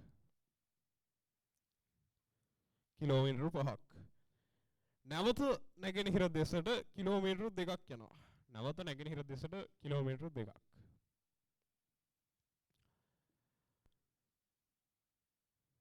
අවසානයේ උතුරු දෙසට කිලෝමීටර් 9ක් ගමන් කරනවා. කිලෝමීටර් 9ක් කියලා අපිට දෙනවා උතුරු දෙසට. දැන් මෙතන කිලෝමීටර් 5යිනේ උතුරු කියන්නේ මෙහි. එතකොට තව කිලෝමීටර් 4ක් වැඩිපුර යනවා. මෙන්න මේ උස කිලෝමීටර් 4ක්. මේ උස කිලෝමීටර් 5ක්. කිලෝමීටර් 4ක්. අපෙන් අහන්නේ මෙයාගේ විස්ථාපනය ආරම්භක පිහිටීමේ ඉඳන් අවසාන පිහිටීමට තියෙන සරල රේඛීය දුරනේ විස්ථාපනය කියන්නේ. දැන් අපි මේකේ විස්ථාපනය හොයාගන්න ඕනි. මෙතන අර ජ්‍යාමිතික නිර්මාණයක් තියෙනවා. මේ 2 කිලෝමීටර කියන්නේ මෙතන 2 කිලෝමීටරනේ. මේ දිග 2 කිලෝමීටර. එතකොට පේනවද මෙතනින් ඉඳන් මෙතනට 3 කිලෝමීටර, මෙතනින් ඉඳන් මෙතනට 4 කිලෝමීටර. එතකොට මේක නිකන් හරියට මෙන්න මේ වගේ රුචිකෝණී ත්‍රිකෝණයක් වගේ. මේ කොටස 4 කිලෝමීටර. මේ කොටස 3 කිලෝමීටර. 3 කිලෝමීටර 4 කිලෝමීටර කියන්නේ පයිතගොරස් ත්‍රිත්වයන්නේ. ඒ කියන්නේ මෙයා 5 කිලෝමීටර. අර වර්ග කළා වර්ගමූල අරමුණු කරන්න පුළුවන්. 3 වර්ගය 9යි, 4 වර්ගමූලය 16, 4 වර්ගය 16යි, 3 වර්ගය 9යිනේ. 9යි 16යි 25 වෙනවා. 25යි වර්ගමූලය 5යි. එතකොට කර්ණයේ දිග 5 කිලෝමීටර කියලා එනවා. එතකොට මේ දිග 5 කිලෝමීටර. 5 කිලෝමීටර ඒ කියන්නේ පිළිතුරු අංක 4. පිළිතුරු අංක 4. වියම් ප්‍රශ්න අංක 10ට ගුවන් යානයකින් ඉවත් වන පැරෂූට් කරුවෙකු පළමු තත්පර 10 තුල නිදැල්ලේ වැටෙයි. ඉන්පසු ඔහුගේ පැරෂූටය විවෘත වී 5 ms ඍණ දෙක ඒකාකාර මන්දනෙන් තවත් තත්පර 16ක් පහළට වැටි පොළොව මත පතිත වේ. ඔහු ගුවන් යානයෙන් ඉවත් වූයේ පොළවේ සිට කොපමණ උසකින්ද කියලා අපෙන් අහන්නේ. සිරස් චලිතය සම්බන්ධ ප්‍රශ්නයක්. ගුවන් යානයෙන් ඉවත් වන පැරෂූට් කරුවෙක් පළමු තත්පර 10 තුල නිදල්ලේ වැටේ. ගුවන් යානය දැන් අපි හිතමුකෝ මේ මට්ටම කියලා. මේ ගුවන් යානය. තත්පර 10ක් නිදල්ලේ වැටෙනවා. ඉන්පසු ඔහුගේ පැරෂූටය විවෘත වී 5 ms ඍණ දෙක ඒකාකාර මන්දනෙන් තවත් තත්පර 16ක් පහළට වැටි පොළොව මත පතිත වේ. ඔහු ගුවන් යානයෙන් ඉවත් වූයේ පොළවේ සිට කොපමණ උසකින්ද? අපි හිතමු මෙන්න මේ කොටසදී මෙයා නිදල්ලේ ගමන් කරනවා තත්පර 10ක්. තත්පර 10ක්. තත්පර 10ක් ගමන් කරනවා නිදැල්ලේ ගමන් කරනවා. ඒ කියන්නේ ගුරුත්වය යටතේ චලිත වෙනවා. ඊට පස්සේ තත්පර 16ක්. තත්පර 16ක් t සමානයි 16ක කාලයක්. තත්පර 16ක කාලයක් චලිත වෙනවා 5 ms ඍණ දෙකක ත්වරණයෙන්. 5 ms ඍණ දෙකක මන්දණයෙන් ගමන් කරනවා. මන්දණයෙන් ගමන් කරනවා. 5 ms ඍණ දෙකක ඒකාකාර මන්දණයෙන් ගමන් කරනලා මෙන්න මෙතනට එනවා. අපෙන් අහන්නේ මෙන්න මේ උස නේද? ගුවන් යානය සහ එයා ගුවන් යානයේ කොපමණ උසකින් තිබ්බද කියලානේ අහන්නේ. එතකොට අපි හොයන්න ඕනි මෙතන ඉඳන් මෙතනට තියෙන උස. මෙතන u සමානයි බිඳුව කියලා අපි දන්නවා. සහ මෙතන තියෙන්නේ ගුරුත්වජ ත්වරණය. 10 ms ඍණ 2. 10 ms ඍණ 2. හරි අපි ගාන හදමු. අපිට මුලින්ම මෙතන ඉඳන් මෙතනට එක චලිත සමීකරණයකුත් මෙතන ඉඳන් මෙතනට තව චලිත සමීකරණයකුත් දාන්න වෙනවා. ඇත්ත කතාව මෙතන ඉඳන් මෙතනට අපිට චලිත සමීකරණ දෙකක් දාන්න වෙනවා. ඒ ඇයි කියලා මම පස්සේ පහදලා කියලා දෙන්න. හරි මුලින්ම අපි හොයමු මෙතන ඉඳන් මෙතනට තියෙන උස. මම ඒක දා ගන්නවා h1 කියලා. h1 මේ උස එතකොට h2. මෙතන ඉඳන් මෙතනට එද්දී අපිට මෙතන ප්‍රවේගය වැදගත්කමක් නැහැ. s සමානයි ඒක නිසා අපි v නැති සමීකරණය පාවිච්චි කරනවා. s සමානයි ut ධන භාගයයි at වර්ග. භාගයයි at වර්ග. s අපි හොයන්නේ ඒ කියන්නේ h1 අපි හොයන්නේ ut u බිඳුවයි ආරම්භක ප්‍රවේගයේ බිඳුවයිනේ. භාගයයි ගුරුත්වජ ත්වරණය 10යි සහ කාලය අපිට දෙනවා 10යි කියලා 10 වර්ගය ගත්තොත් 100යි. මෙතන දෙකට 10 කැපෙනවා 5යි. මෙතනින් 100ක් හැදෙනවා. h1 කියන්නේ මීටර 500යි. මීටර 500යි. ඊට පස්සේ අපිට මෙතන ඉඳන් මෙතනට චලිත සමීකරණය දාන්න තියෙන්නේ. හැබැයි අපිට දත්ත මදි ප්‍රශ්නයක් එනවා. මොකද අපිට කාලය සහ ත්වරණය විතරයි මන්දනය විතරයි දත් එකට තියෙන්නේ. සාමාන්‍ය චලිත සමීකරණයක් දාද්දී එක පදයක් හොයද්දී අපි තව දත්ත 3ක් අපි ගාව තියෙන්න ඕනේ. ඒක නිසා අපි කරන්නේ අනිවාර්යයෙන්ම හැම චලිත සමීකරණයකම u හොයාගන්න ඕනේ. ඒකේ ආරම්භක ත්වරණය ආරම්භක ප්‍රවේගය අපි හොයාගන්න ඕනේ. ඒක නිසා මම කරනවා මම මුලින්ම මෙතන ඉඳන් මෙන්න මෙතනදී මේ පැරෂූට් කරුගේ ප්‍රවේගය හොයාගන්නවා. මම ඒක දාගන්නවා u1 කියලා. මෙතන ඉඳන් මෙතනට චලිතය සඳහා ආයෙත් මම චලිත සමීකරණයක් දානවා. පහළට දානවා මං. අපිට මෙන්න මේක අපි ගානේ හොයපු එකන්නේ. සමහර විට මෙයා වරදින්නත් යම් අවස්ථාවක් තියෙනවා. ඒක නිසා හොඳම විසඳුම තමයි මෙන්න මේ තුන් දෙනාගෙන් සහ මෙයා සම්බන්ධ වෙන චලිත සමීකරණයකට යන එක. ඒ කියන්නේ v සමානයි u ධන at. මෙන්න මේ සමීකරණයෙන් අපි හොයාගන්නවා v කියන්නේ u1, u කියන්නේ ආරම්භක ප්‍රවේගයේ බිඳුවයි සහ ත්වරණය 10 සහ කාලය 10. එතකොට u1 කියලා එනවා 100යි ms ඍණ 1. තප්පරයට මීටර 100යි. තප්පරයට මීටර 100යි. මෙතෙන්දි ප්‍රවේගය තප්පරයට මීටර 100යි කියලා අපිට ලැබෙනවා. 100යි ms ඍණ 1. ඊට පස්සේ අපි ආයෙත් මෙන්න මේ කොටසට දැන් කිසිම ප්‍රශ්නයක් නැහැ. අපිට දත්ත තුනක් තියෙනවා. ආරම්භක ප්‍රවේගය තියෙනවා, කාලය තියෙනවා සහ ත්වරණය මන්දනය තියෙනවා. පහළට චලිත සමීකරණයක් දානවා. පහළට දානවා චලිත සමීකරණය. අපිට මෙතනදී අදාළ නැති වෙන්නේ මෙන්න මෙතන ප්‍රවේගය. ඒ කියන්නේ අවසාන ප්‍රවේගය නැති සමීකරණය අපි මෙතනදී පාවිච්චි කරන්නේ. ඒ කියන්නේ s සමානයි ut ධන භාගයයි at වර්ගය. භාගයයි at වර්ගය.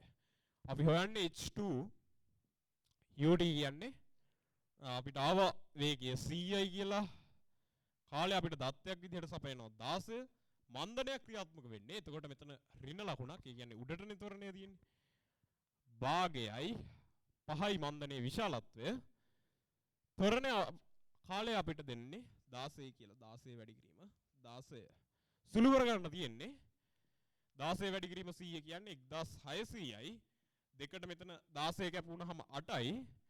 8 වැඩි කිරීම 16 කියන්නේ 80යි. 120යි. 128යි. 128 වැඩි කිරීම 5ක් කියලා එනවා. 128 වැඩි කිරීම 5ක්. 1280 දෙකෙන් බෙදුවාම එන ගාන කියන්නේ 640යි. 1600 ඍණ 640. h2 කියලා අපිට එතකොට උත්තරයට එනවා 960ක් මීටර.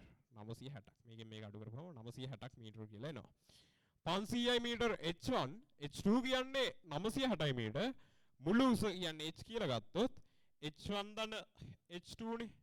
ඒ කියන්නේ 500යි මීටර ධන 500යි මීටර ධන 960යි මීටර. මෙන්න මේක තමයි මුළු උස. ඒ කියන්නේ 1460යි. 1460යි මීටර. ඔන්න ඔය උස ප්‍රමාණයකින් තමයි ගුවන් යානයෙන් පනින්නේ. 1460යි මීටර. ඒ කියන්නේ පිළිතුරු අංක 5. පිළිතුරු අංක 5. ඒ ප්‍රශ්නේ සමහරුන්ට දැන් හිතෙන්න පුළුවන් ඇයි චලිත සමීකරණ ටික එහෙම මේ කොටස් දෙකකට කඩලා දැම්මේ කියලා. සාමාන්‍යයෙන් හොඳට මතක තියාගන්න චලිත සමීකරණයක් දාන්න පුළුවන් වෙන්නේ නියත ත්වරණයක් පවතිනවා නම් විතරයි. නියත ත්වරණයක් පවතිනවා නම් විතරයි. ත්වරණ දෙකක් තිබ්බනේ දැන් කලින් එකේ. ඒකේ මුලින්ම වැටුනේ ගුරුත්වජ ත්වරණයෙන්. ඊට පස්සේ 5 ms ඍණ 2 මන්දණයෙන් තමයි චලනය වුනේ. එතකොට අර ත්වරණ දෙකක් නේක. එතකොට එක චලිත සමීකරණයෙන් සම්පූර්ණ චලිතය සඳහා දාන්න බෑ. මොකද ත්වරණ දෙකක් තියෙනවා. එක ත්වරණේ ඒකේ කොටස් දෙකකට කඩලා තමයි ගාන හදාගෙන යන්න ඕනි. සහ අර හැම චලිත සමීකරණයක්ම දානවා නම් අනිවාර්යයෙන්ම u කියන එක දන්නා රාශියක් වෙන්න ඕනි. එහෙම නැත්නම් තවත් රාශි තුනක් දැනන් ඉන්න ඕනි. අන්න ඒකත් මෙතනදී අපිට ප්‍රයෝගී වුණා. මොකද අපිට එක අවස්ථාවක u හොයාගන්න උනා. ආරම්භක ප්‍රවේගයක් අපිට හොයාගන්න උනා. ඒ විදිහට ගාන හදාගෙන යන්න තියෙන්නේ. සුළු කිරීම පොඩ්ඩක් තිබ්බා. හොඳ සුළු කිරීම ටිකක්. ඒ ටිකත් හදාගත්තාම ඒ ගානත් සාමාන්‍යයෙන් ලේසියෙන් ඕනිම මට්ටමේ ළමෙක්ට හදාගන්න පුළුවන් මට්ටමේ ගානක්. සිරස් චලිතය සම්පූර්ණයෙන්ම තිබ්බේ. ආනත චලිතයක් තිබ්බෙම නැහැ. සිරස් චලිතය තිබ්බේ. හරි. අපි යම් ප්‍රශ්න අංක 11. රූපයේ දක්වා ඇති පරිදි සුමට තිරස්තලයක් මත තබා ඇති ස්කන්ධය 6 කිලෝග්‍රෑම් වන වස්තුවක් තිරසට අංශක 60ක් ආනත වන පරිදි කපා ඇත්තේ ස්කන්ධය සමාන කොටස් දෙකක් ලැබෙන පරිදිය. අභ්‍යන්තර කැපුම් මුහුණත සම්පූර්ණයෙන්ම සුමට වේ. සංයුක්ත වස්තුව මත රූපයේ පරිදි 6.3 නිව්ටන් බලයක් යෙදූ විට බී වස්තු කොටස මත පොළවෙන් යෙදෙන අභිලම්බ ප්‍රතික්‍රියාව වන්නේ කියලා අපෙන් අහනවා. හොඳ ප්‍රශ්නයක්. සාමාන්‍යයෙන් වෙනස් විදිහට හිතන්න ඕනි ප්‍රශ්නයක්. අපිට කියන්නේ ප්‍රශ්න අංක 11.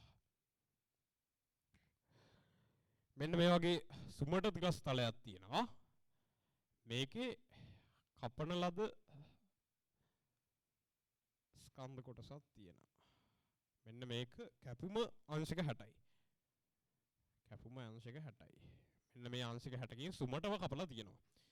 තිරස්තලය සුමටයි කියලා අපිට කියනවා. 6යි මූල 3යි නිව්ටන් කියලා බලයක් දෙනවා. 6යි මූල 3යි නිව්ටන්. එතකොට මෙතන දැන් ආරම්භයේදී වස්තුවේ ස්කන්ධය 6 කිලෝග්‍රෑම්. ස්කන්ධයේ සමාන කොටස් දෙකකටනේ කපනවා කියන්නේ. එතකොට ඉතින් මෙතන 3 කිලෝග්‍රෑම්.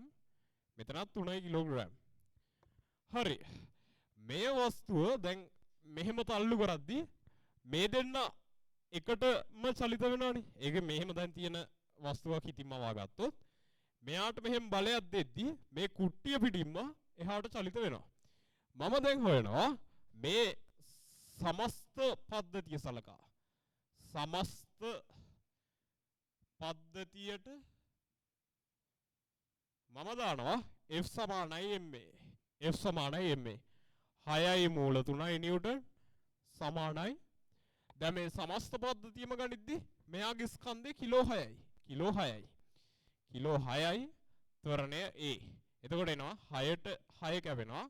A සමානයි මූල 3යි ms ඍණ 2.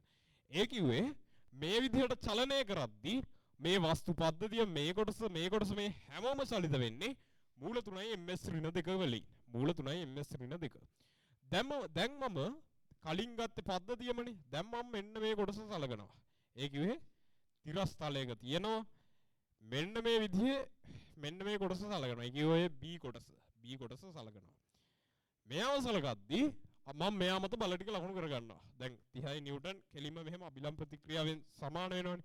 ඒක අපිට අදාළ නැහැ. මෙතන අපි බලන්නේ තිරස් බල ටික විතරයි. එතකොට දැන් මෙතන ගත්තොත් මේ කුට්ටියම අපි තල්ලු කරද්දී මෙතනින් කැපුමක් තියෙනවා. හොඳට බලන්න. මම මෙයාව තල්ලු කරද්දී මේ වස්තු කොටසින් මේ වස්තු කොටස මත මෙහෙම අභිලම්බ ප්‍රතික්‍රියාවක් වගේ ප්‍රතික්‍රියාවක් යෙදෙනවා. දැන් අපි අර සාමාන්‍යයෙන් තල්ලු කරන ගණන් ඒවා තියෙන්නේ මෙන්න මේ වගේ පෙට්ටිනේ. එතකොට මෙහෙන් තල්ලු කරද්දී මෙන්න මෙතන බලයක් එනවා. ආයෙ මෙතනින් මේ පැත්තෙන් මෙහෙට ප්‍රතික්‍රියාවක් යෙදෙනවා.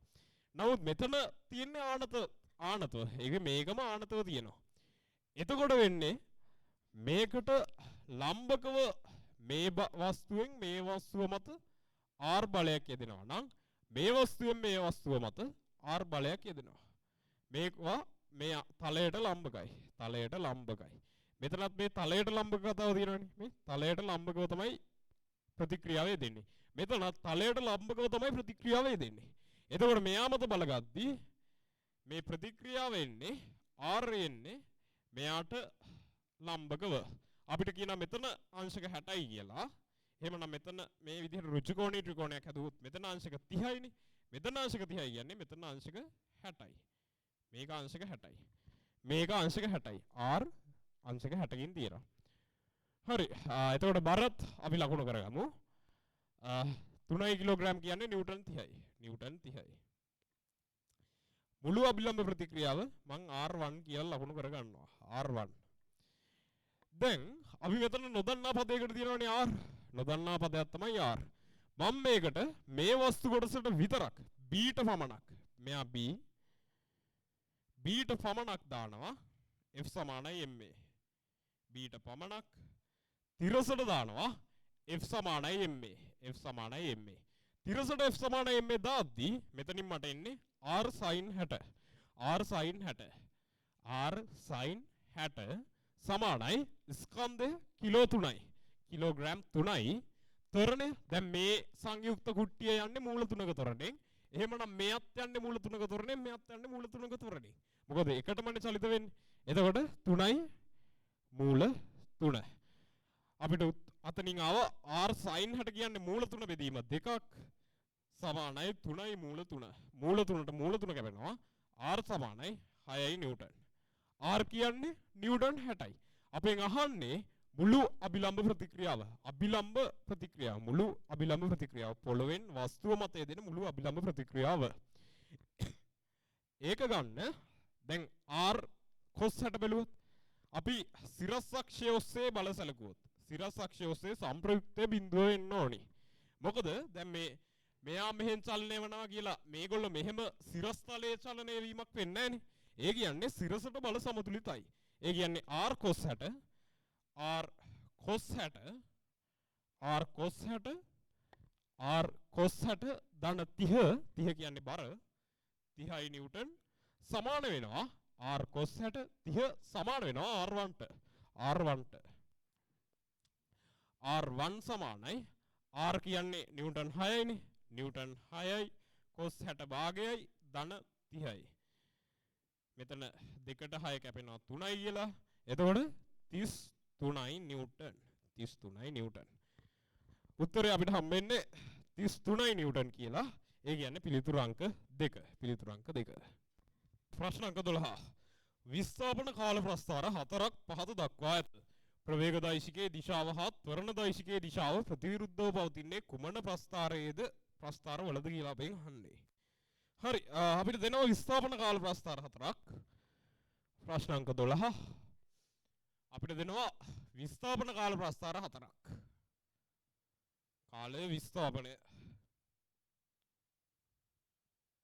පළවෙනි ප්‍රස්ථාරේ ඊට පස්සේ තව ප්‍රස්ථාරයක් දෙනවා කාලය විස්ථාපනය ඒක මෙන්න මේ ආකාරයේ ප්‍රස්ථාරයක් ඊට පස්සේ තවත් ප්‍රස්ථාරයක් අපිට දෙනවා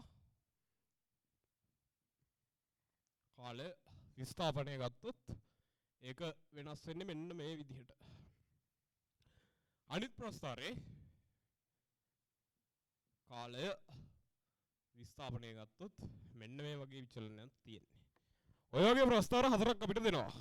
විස්ථාපන කාල ප්‍රස්ථාර 4ක් පහත දක්වා ඇත. ප්‍රවේග දෛශිකයේ දිශාව හා ත්වරණ දෛශිකයේ දිශාව ප්‍රතිවිරුද්ධව පවතින්නේ කුමන ප්‍රස්ථාරයේද කියලා අපෙන් අහන්නේ.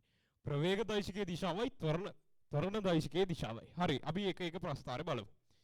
පළවෙනි ප්‍රස්ථාරයට ගියොත් ප්‍රවේග කාල විස්ථාපන කාල ප්‍රස්ථාරයක අනුක්‍රමණයෙන් නිරූපණය වෙන්නේ ප්‍රවේගය විස්ථාපන කාල ප්‍රස්ථාරයක අනුක්‍රමණයෙන් නිරූපණය වෙන්නේ ප්‍රවේගය මේකේ ප්‍රවේගය ගත්තොත් මේ ආරම්භයේදී දැක්කද අනුක්‍රමණය ධනයි මේ x අක්ෂය සමග සාදන්නේ සුළු කෝණ ඒ කියන්නේ අනුක්‍රමණය ධනයි ඒ කියන්නේ ප්‍රවේගය ධනයි හැබැයි ප්‍රවේගය අඩු වෙමින් ගමන් කරන්නේ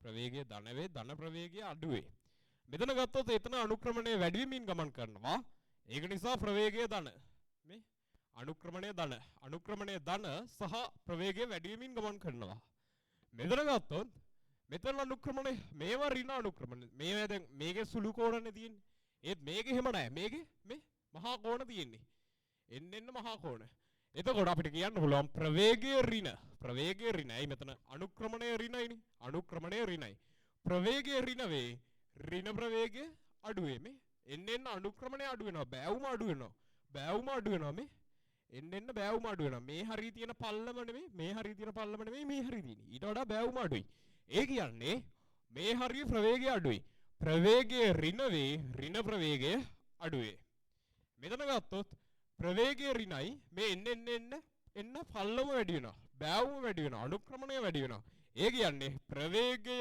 ඍණ වේ ඍණ ප්‍රවේගය වැඩි වේ ඔන්න ඔය අවස්ථා හතර තමයි අපිට තියෙන්නේ අපෙන් අහන්නේ ත්වරණ දෛශිකයේ දිශාවත් ප්‍රවේග දෛශිකයේ දිශාවත් එකම වෙන ප්‍රතිවිරුද්ධ වෙන ප්‍රස්ථාර මොනවද කියලා මෙතන බැලුවොත් මේකට උදාහරණයක් ගත්තොත් දැන් ප්‍රවේගය ධන වේ ධන ප්‍රවේගය එන්න අඩු වෙනවනේ ඒක මේක නිකන් මේ ඔන්න මේ වගේ අවස්ථාවක්. ඒකේ මෙහෙට ප්‍රවේගයක් තියෙනවා අපි හිතමුකෝ 20 ms ඍණ එක කියලා.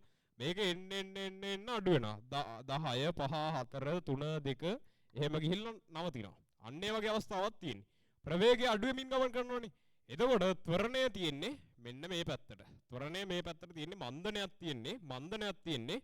ඒක නිසා මෙයාගේ ප්‍රවේගය එන්න අඩු වෙවි යනවා.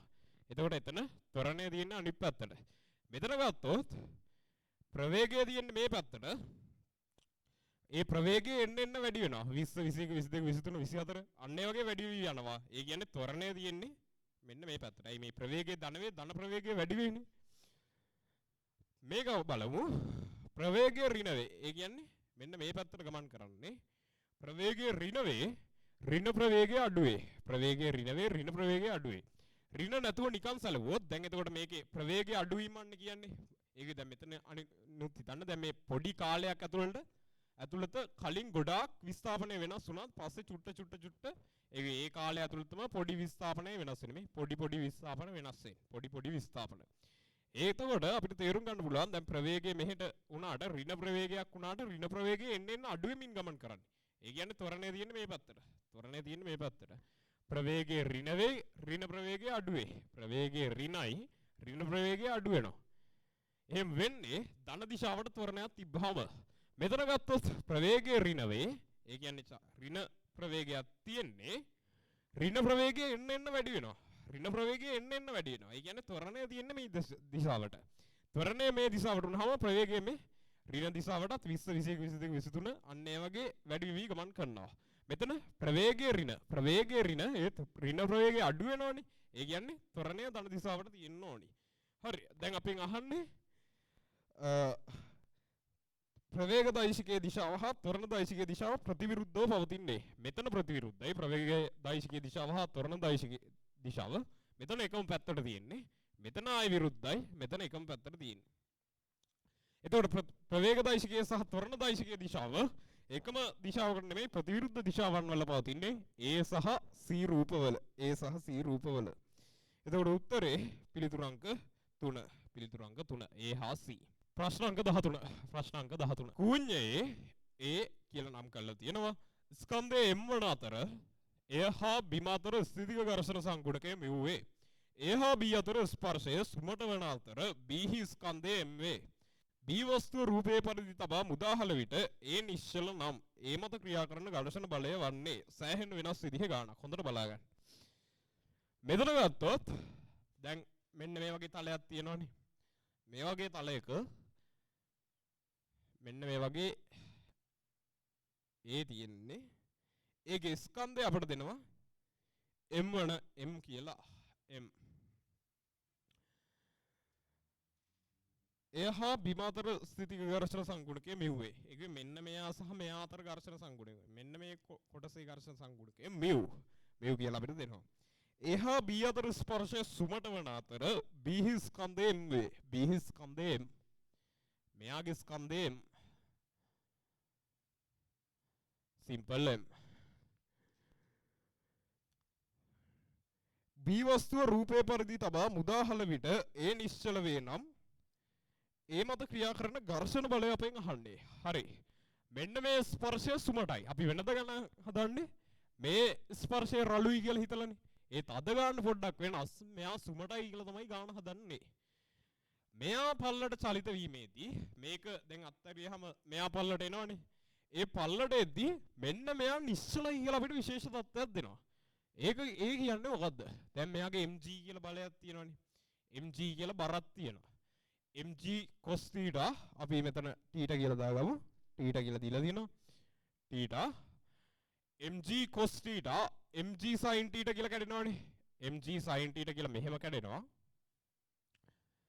mg sin theta සහ mg cos theta කියලා මෙහෙට කැඩෙනවා. mg cos theta mg කියන බර mg sin theta සහ mg cos theta කියලා සංරචක දෙකකට මම කඩා ගන්නවා. mg sin theta කියන බලයෙන් මෙයාව පල්ලට තල්ලු කරනවානේ. මෙයාව පල්ලට ගමන් කරනවා ඒක නිසා. mg cos theta කියන සංරචකය ගත්තොත් එයා දැන් මේ තලයේ චලනය වීමක් වෙන්නේ නැහනේ. ඒකේ පෘෂ්ඨයට සාපේක්ෂව උඩ යට චලිත වීමක් වෙන්නේ නැහනේ. එතකොට මෙයාගෙන් අභිලම්බ ප්‍රතික්‍රියාවක් එන්නේ mg cos theta. mg cos theta මේ ප්‍රතික්‍රියාව කියන්නේ කූඤ්ඤය මගින් m ස්කන්ධය මත. කූඤ්ඤය මගින් සිම්පල් m ස්කන්ධය මත. එතකොට මං කූඤ්ඤය විතරක් සැලකුවොත් අපි කූඤ්ඤය විතරක් සැලකමු. කූඤ්ඤය විතරක් සැලකුවොත් මෙයා මත දැන් මේ කූඤ්ඤය මගින් සිම්පල් m ස්කන්ධය මතනේ mg cos theta ක්‍රියාත්මක වෙන්නේ. එතකොට කුඩා වස්තුව මගින් සිම්පල් m වස්තුව මගින් කූඤ්ඤය මතත් පහළට mg cos theta කියලා එකක් ක්‍රියාත්මක වෙනවා. නිව්ටන්ගේ තුන්වන නියමය අනුව mg cos theta කියලා බලයක් ක්‍රියාත්මක වෙනවා. ඒ කිව්වේ සරලව ගත්තොත් හොඳට ඔලුවට දාගන්න. මෙයා පල්ලෙහාට එද්දී මෙයාගේ බර මගින් මෙයාව චුට්ටක් මෙහෙට තල්ලු කරනවා. ඒකේ සංරචකයක් තමයි මේ තියෙන්නේ. මෙතන කෝණය θ. මෙතන කෝණය θ. අනුවරිණ θ. මෙතන කෝණය θ ආයෙත්. මෙතන කෝණය θ. හරි. එතකොට දැන් මෙයා පල්ලට එද්දි මේ මෙන්න මේ සිම්පල් m ස්කන්ධේ පල්ලට එද්දි එයා මගින් මෙයා මත යෙදෙන බලයන්නේ මේක mg cos θ. මේ කුඩා වස්තුව මගින් කූඤ්ඤ මත යෙදෙන බලය තමයි mg cos θ. එතකොට මෙයාගේ සංරචක දෙකේ බලපෑමකුත් තියෙනවානේ. මෙයා mg cos θ මෙහෙට කඩන්නත් පුළුවන් මෙහෙට කඩන්නත් පුළුවන්.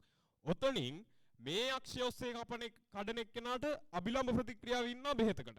ඒක මෙයා මෙහෙට කැඩුවොත් ඒක බැලන්ස් කරන්න ඉන්නවා අභිලම්බ ප්‍රතික්‍රියාව. මේක කොච්චර වැඩි වුණත් අභිලම්බ ප්‍රතික්‍රියාව ඉන්නවා වැඩි කරන්න. අපි කඩන්නේ ඒක නිසා තිරස් සංරචකය. ඒ කියන්නේ මෙහෙට කැඩුවාම mg cos θ sin θ වෙනවනේ මේ. මෙතන θ. එතකොට mg cos θ sin θත් වෙනවා. sin θත් වෙනවා. මේ එතකොට මෙහෙට තියෙන්නේ mg cos θ sin θ sin θ. පහළට යෙදෙන්නේ mg cos θ cos වර්ග θ. mg cos θ ආයෙත් cos ගුණ කිරීම θ මම ඒක cos වර්ග θ කියලා ලියා ගන්නවා. මෙතන θ. ඔන්න ඔය බල ටිකනේ ක්‍රියාත්මක වෙන්නේ. සහ ඊට අමතරව මෙයාගේ තියෙනවා mg කියලා බරක්. mg කියලා බරක්. එතකොට අපෙන් අහන්නේ ඒ නිශ්චල වේ නම් ඒ මත ක්‍රියා කරන ඝර්ෂණ බලය වන්නේ. ඒ නිශ්චලයිනේ. දැන් මේ බල දෙක අභිලම්බ ප්‍රතික්‍රියාවෙන් සමතුලිත කරන්න පුළුවන්. මෙහෙට යෙදෙන බලය සමතුලිත කරන්න මේ පැත්තට යෙදෙනවා ඝර්ෂණ බලය. ඝර්ෂණ බලය ෆ්‍රික්ෂන් එකක් යෙදෙනවා. ඝර්ෂණ බලය යෙදෙනවා. එතකොට මේ ඝර්ෂණ බලය තමයි මේක දැන් චලනය වීමක් වෙන්නේ නැහනේ. ඒක නිසා තිරස් බල සමාන වෙන්න ඕනි. මෙහෙට අදින මෙහෙට යවන බලය මෙහෙට තියෙන බලයට සමාන වෙන්න ඕනි. ඒ කියන්නේ F කියන්නේ mg cos θ sin θ. mg cos θ sin θ. අන්න ඒක තමයි ඝර්ෂණ බලය. එතකොට අපි අහන්නේ ඝර්ෂණ බලය කීයද කියලා. එතකොට උත්තරේ අපිට ගන්න පුළුවන් mg sin θ cos θ කියලා. ආයෙත් පොඩ්ඩක් ගන්න දිහාවට එමු. දැන් මෙතන ස්කන්ධේ mg නේ. මෙයාගේ ස්කන්ධේ සිම්පල් mg. මම ඒක mg cos θ mg sin θ කියලා කඩාගත්තා. mg cos θ සමතුලිත කරන්න. ඒක මෙයාගේ තලයේ මත චලිත වීමක් නැහැනේ. ඒකේ තලයට ලම්බකව චලිත වීමක් නැහැනේ. එතකොට ලම්බක බල සමතුලිත වෙන්න ඕනි. එතකොට ලම්බකව යෙදෙන බලය තමයි mg cos θ. ඒක යෙදෙන කූඤ්ඤ මගින් සිම්පල් m මත. සිම්පල් m මගින් කූඤ්ඤ මත යෙදෙන බලය තමයි මේ mg cos θ. ඒක අපි ආයෙ කඩා ගන්නවා සිරස්ව සහ තිරස්ව. mg cos θ එහෙම කඩුවාම මේ පැත්තට යෙදෙනවා mg cos θ sin θ, පහළට යෙදෙනවා mg cos වර්ග θ. මේ කැපිටල් mg වෙනවා. පහළ සිරස් බල ටික අභිලම්බ ප්‍රතික්‍රියාවෙන් තුලිත වෙනවා. සිම්පල් mg cos θ sin θ ඝර්ෂණ බලයෙන් සමතුලිත වෙනවා. එතකොට ඝර්ෂණ බලය mg cos θ sin θ. උත්තරය අංක 3.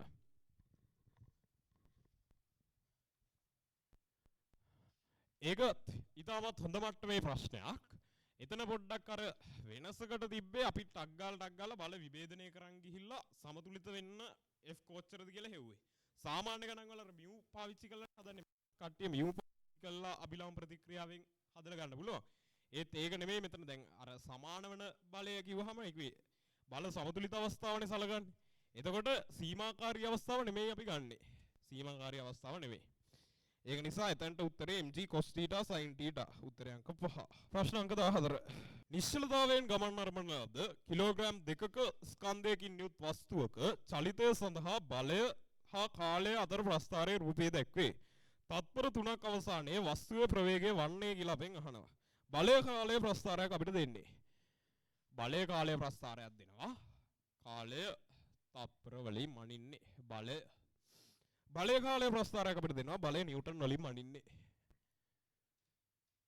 සරල රේඛීය ප්‍රස්ථාරයක්. මෙතන අපිට දෙනවා නිව්ටන් 4.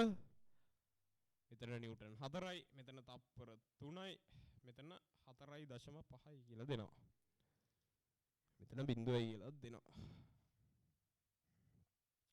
අපි අහනවා නිශ්චලතාවයෙන් ගමන් අරඹන ලද 2 කිලෝග්‍රෑම් ස්කන්ධයකින් යුත් වස්තුවක චලිතය සඳහා බලය හා කාලය අතර ප්‍රස්ථාරයේ රූපය දැක්වේ. තත්පර 3ක් අවසානයේ වස්තුවේ ප්‍රවේගය අපෙන් අහන්නේ. හරි. මෙන්න මෙතනට එන්න.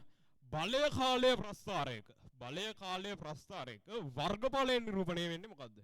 බලය කාලය ප්‍රස්ථාරයක වර්ගඵලයෙන් නිරූපණය වෙන්නේ ගම්‍යතා වෙනස. ඒක තව චුට්ටක් මෙහෙම හිතමු. දැන් F සමානයි ma නේ. F සමානයි ma. V සමානයි u ධන at. V සමානයි u ධන at. මම ටක් ගාලා v ඍණ u මෙහෙට අරන් t ගෙන් බෙදනවා. එතකොට a උක්ත වෙනවනේ. a මෙතනට දානවා. ඒකෙවි දැන් ත්වරණයට උත්තර යන්නේ පසු ප්‍රවේගයෙන් ආරම්භක ප්‍රවේගය අඩු කළා. ඒක කාලයෙන් බෙදන එක. එතකොට මම මේක මෙතනට දානවා. v ඍණ u බෙදීම t. එතකොට දැන් මෙතන අපි අඳලා තියෙන්නේ බලය කාලයේ ප්‍රස්ථාරයනේ. බලය කාලයේ ප්‍රස්ථාරය.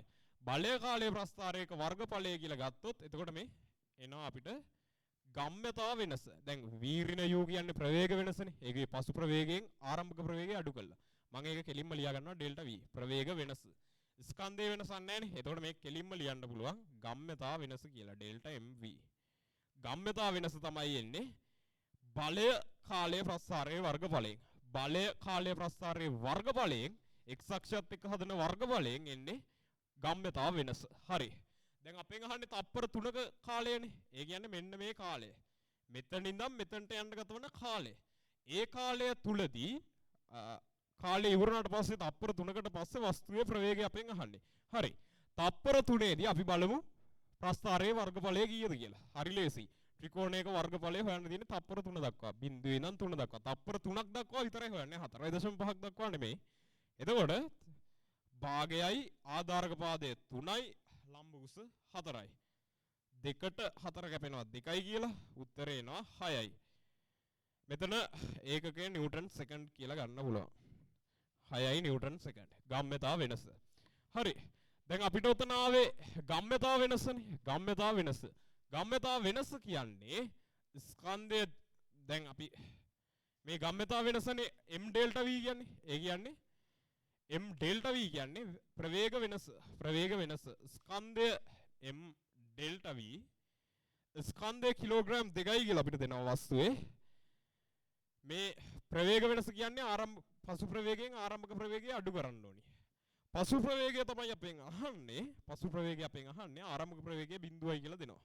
2ට 6 කැපෙනවා 3යි කියලා. එතකොට අපිට උත්තරේ එනවා v සමානයි තප්පරයට මීටර 3යි කියලා.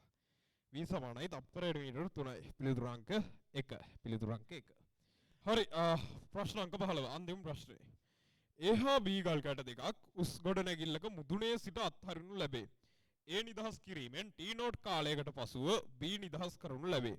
මෙම T නෝට් කාලය A පොළවට ළඟා වීමට ගතවන කාලයට වඩා කුඩා බව සලකන්න කියලා අපිට දීලා තියෙනවා. A සහ B ගල් කැට දෙක අතර දුර D කාලයේ T සමග වෙනස් වන ආකාරයෙන් නිරූපණය කරන ප්‍රස්ථාරය පහත ඒවා අතරින් තෝරන්න කියලා අපිට කියන්නේ. හොඳ ප්‍රශ්නයක්. සාපේක්ෂ චලිතය අනුව හිතන්න ඕනේ ප්‍රශ්නයක්. ප්‍රශ්න අංක 15. මෙතනදී අපිට කියනවා A හා B ගල් කැට දෙකක් උස් ගොඩනැගිල්ලක මුදුනේ සිට අත්හරිනු ලැබේ. පොළොව මට්ටම මම මේ විදිහට අඳ ගන්නවා. ගොඩනැගිල්ල තියෙනවා. A ගල් කැටය A සහ B ගල් කැට දෙකක් උස් ගොඩනැගිල්ල මුදුනේ සිට අත්හරිනි. A නිදහස් කිරීමෙන් T නෝට් කාලයකට පසු B නිදහස් කරනු ලැබේ. ඔන්න A ඉන්නවා. A නිදහස් කළා T නෝට් කාලයකට පසු. T නෝට් කියන්නේ T නෝට් වෙද්දි A පොළවේ වැදිලා නැහැ කියලා කියනවා.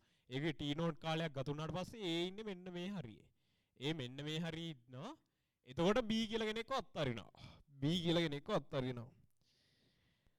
එතකොට අපිට කියනවා A සහ B ගල් කැට දෙක අතර දුර කාලයේ දුර D කාලයේ T සමග වෙනස් වන ආකාරය නිරූපණය කරන ප්‍රස්ථාරය පහත ඒවා අතරින් තෝරන්න කියලා අපිට කියන්නේ. හරි. දැන් මෙතන A ගල් කැටේ අත්හරිනවනේ. A පල්ලට එනවා. T නෝට් කාලයකට පස්සේ B අත්හරිනවා. අපෙන් අහන්නේ මේ දෙන්න 20 මේ දෙන්න අතර දුර. මේ දෙන්න අතර දුර අපිට දෙනවා D කියලා. D කාලය T සමග වෙනස් වන ආකාරය අපිට කියන්නේ. හරි. ආරම්භයේදී B උඩනේ තියාගෙන ඉන්නේ. B මුදුනේ තියාගෙන ඉද්දී A අතහරිනවා. A එතකොට ගුරුත්වය යටතේ වැටෙනවා. එතකොට මෙයාගේ මේ අතර දුර එන්න වැඩි වෙනවා. මම දැන් කෙලින්ම අඳින්නේ කාලයත් එක්ක විස්ථාපනය අඳිනවා Aට සාපේක්ෂව B ගේ. මේ Aට සාපේක්ෂව B ගේ. Aට සාපේක්ෂව B ගේ විස්ථාපනය අඳින්න. ආරම්භයේදී Aට සාපේක්ෂව B බිඳුවයි. ආරම්භයේදී ඒට සාපේක්ෂව b බිඳුවයි. මොකද දෙන්නම ඉන්නේ එකම තැනනේ. දෙන්නම ඉන්නේ එකම තැන. ඊට පස්සේ ඒ ගල් කැටේ විසික් කරනවා. ඒ ගල් කැටේ විසික් කරනවා. එයා පහළට යන්නේ ත්වරණයකින්. ත්වරණය වෙවි යන්නේ ඒකේ ප්‍රවේගය වැඩි වෙවි යන්නේ. ඒ කියන්නේ විස්ථාපනය ඒට සාපේක්ෂව b ගේ විස්ථාපනය ඒ ප්‍රස්ථාරයේ අනුක්‍රමණය එන්න එන්න වැඩි වෙන්න ඕනි. මොකද සාපේක්ෂ ප්‍රවේගයක් ඇති වෙනවනේ. b ගේ ප්‍රවේගය එතකොට බිඳුවයි. b ගේ ප්‍රවේගය බිඳුවයි. va එන්න එන්න වැඩි කර ගන්නවා. va ගුරුත්වජ ත්වරණය යටතේ එන්න එන්න වැඩි කර ගන්නවා. එතකොට සාපේක්ෂ ප්‍රවේගය මේ සාපේක්ෂ ප්‍රවේගය ඒට සාපේක්ෂව b ගේ ප්‍රවේගය එන්න එන්න වැඩි වෙනවා. ඒට සාපේක්ෂව b ගේ ප්‍රවේගය එන්න එන්න වැඩි වෙනවා. එන්න එන්න වැඩි වෙනවා. ඊට පස්සේ b ගල් කටත් අතරිනවනේ. ඔන්න දැන් b ගල් කටෙත් අතරලා තියෙන්නේ. b ගල් කටෙත් වැටෙනවා. දැන් හොඳට බලන්න මෙයා වැටෙන්නේ g ත්වරණයෙන්, මෙයා වැටෙන්නේ ගුරුත්වජ ත්වරණයෙන්. ගුරුත්වජ ත්වරණයෙන්. දෙන්නම වැටෙන්නේ ගුරුත්වජ ත්වරණයෙන්නේ. දෙන්නම ගුරුත්වජ ත්වරණයෙන් වැටෙද්දී මේ දෙන්නට සාපේක්ෂ ත්වරණයක් නැහැ. සාපේක්ෂ ත්වරණයක් නැහැ. මොකද දෙන්නම වැටෙන්නේ ගුරුත්වජ ත්වරණයෙන්. ඒ කියන්නේ සාපේක්ෂ ත්වරණයක් නැහැ. ඒ කිව්වේ ඒට සාපේක්ෂව බීට ත්වරණයක් නැහැ. ත්වරණයක් නැහැ කියන්නේ ඒකාකාර ප්‍රවේගයෙන් චලනය වෙන්නේ. ඒ කිව්වේ VAB නියත වෙන්න ඕනි. ඒට සාපේක්ෂව B ගේ ප්‍රවේගය නියත වෙන්න ඕනි. ඒ කියන්නේ නියත අනුක්‍රමණයක් එන්න ඕනි. ඊට පස්සේ ඒ ටක් ගාලා පොළවේ වදිනවනේ. මෙන්න මෙතන T නෝට්. මෙතන T නෝට්. එතන T නෝට් අපි බලමු අපෙන් ඊටත් වඩා දුර ප්‍රස්ථාරය බලාපොරොත්තු වෙනවද කියලා. ඕ තව ටිකක් බලාපොරොත්තු වෙනවා. ඊට පස්සේ මුලින්ම ඒ පල්ලට වැටෙනවනේ. ඒ පල්ලට වැටෙනවා. දැන් ඒ ඉන්නේ මෙන්න මෙතන. ඒ වැහලා ඉන්නේ. ඒ දැන් නිශ්චල වෙලා ඉන්නේ. පල්ලෙහාට වැටුණා. ශක්තිහානියක් වගේ මොකක් හරි වෙන්නේ නැති. එකපාරට දැන් ඒ නිශ්චල ඉන්නේ. හැබැයි B එන්න පල්ලට එනවා නේද? B ගුරුත්වජ ත්වරණයෙන් එනවා. එතකොට දැන් අපි ප්‍රස්ථාරය අඳින්නේ මෙන්න මේ පරතරය අතර. දැන් B ඉන්නේ මෙන්න මේ වගේ හරියක. මේව ඔක්කොම සිරස්තලයේ තියෙන්නේ. ඒක එක රේඛාවක තියෙන්නේ. B එන්න ලඟ වෙනව නේද ඒට? ඒ නිශ්චලයි. එයා මුලින් වැහෙන්න දැන් එයා ඒ තැන නැවතිලා ඉන්නවා. B එන්න ලඟ වෙනවා. ඒ කියන්නේ ඒට සාපේක්ෂව B ගේ විස්ථාපනය එන්න අඩු වෙන්න ඕනි. මුලින් දැන් මේ වැඩි වුණානේ. ඒට සාපේක්ෂව B ගේ විස්ථාපනය වැඩි වුණා. දැන් ඒට සාපේක්ෂව B ගේ විස්ථාපනය අඩු වෙන්න ඕනි. ඒ අඩු වෙන්නේ කොහොමද? දැන් ඒට සාපේක්ෂව B ගේට තියෙන්නේ ත්වරණයක්. ත්වරණයක් තියෙනවනේ. ඒට සාපේක්ෂව B. B වැටෙන්නේ ගුරුත්වජ ත්වරණයෙන්. ඒත් මෙයාට ත්වරණයක් නැහැ. B වැටෙන්නේ ගුරුත්වජ ත්වරණයෙන්. එතකොට එන්න යාගේ ප්‍රවේගය වැඩි වෙනවා. එන්න ප්‍රවේගය වැඩි වෙනවා. එන්න ප්‍රවේගය වැඩි වෙනවා. ඒ කියන්නේ මෙන්න මෙහෙම ප්‍රස්ථාරයක් නේද එන්න ඕනේ. එන්න ප්‍රවේගය වැඩි වෙනවා. මේ අනුක්‍රමණය එන්න වැඩි වෙනවා. අනුක්‍රමණය ඍණ වේ, ඍණ අනුක්‍රමණය එන්න වැඩි වෙනවා. එතකොට ඒට සාපේක්ෂව B ගේ විස්ථාපනය එන්න අඩු වෙනවා. ආයෙත් බලමු තේරිච්ච නැති කට්ටිය. එතන පොඩ්ඩක් හොඳට තේරුම් ගන්න ඕනි කාරණාවක් තියෙනවා.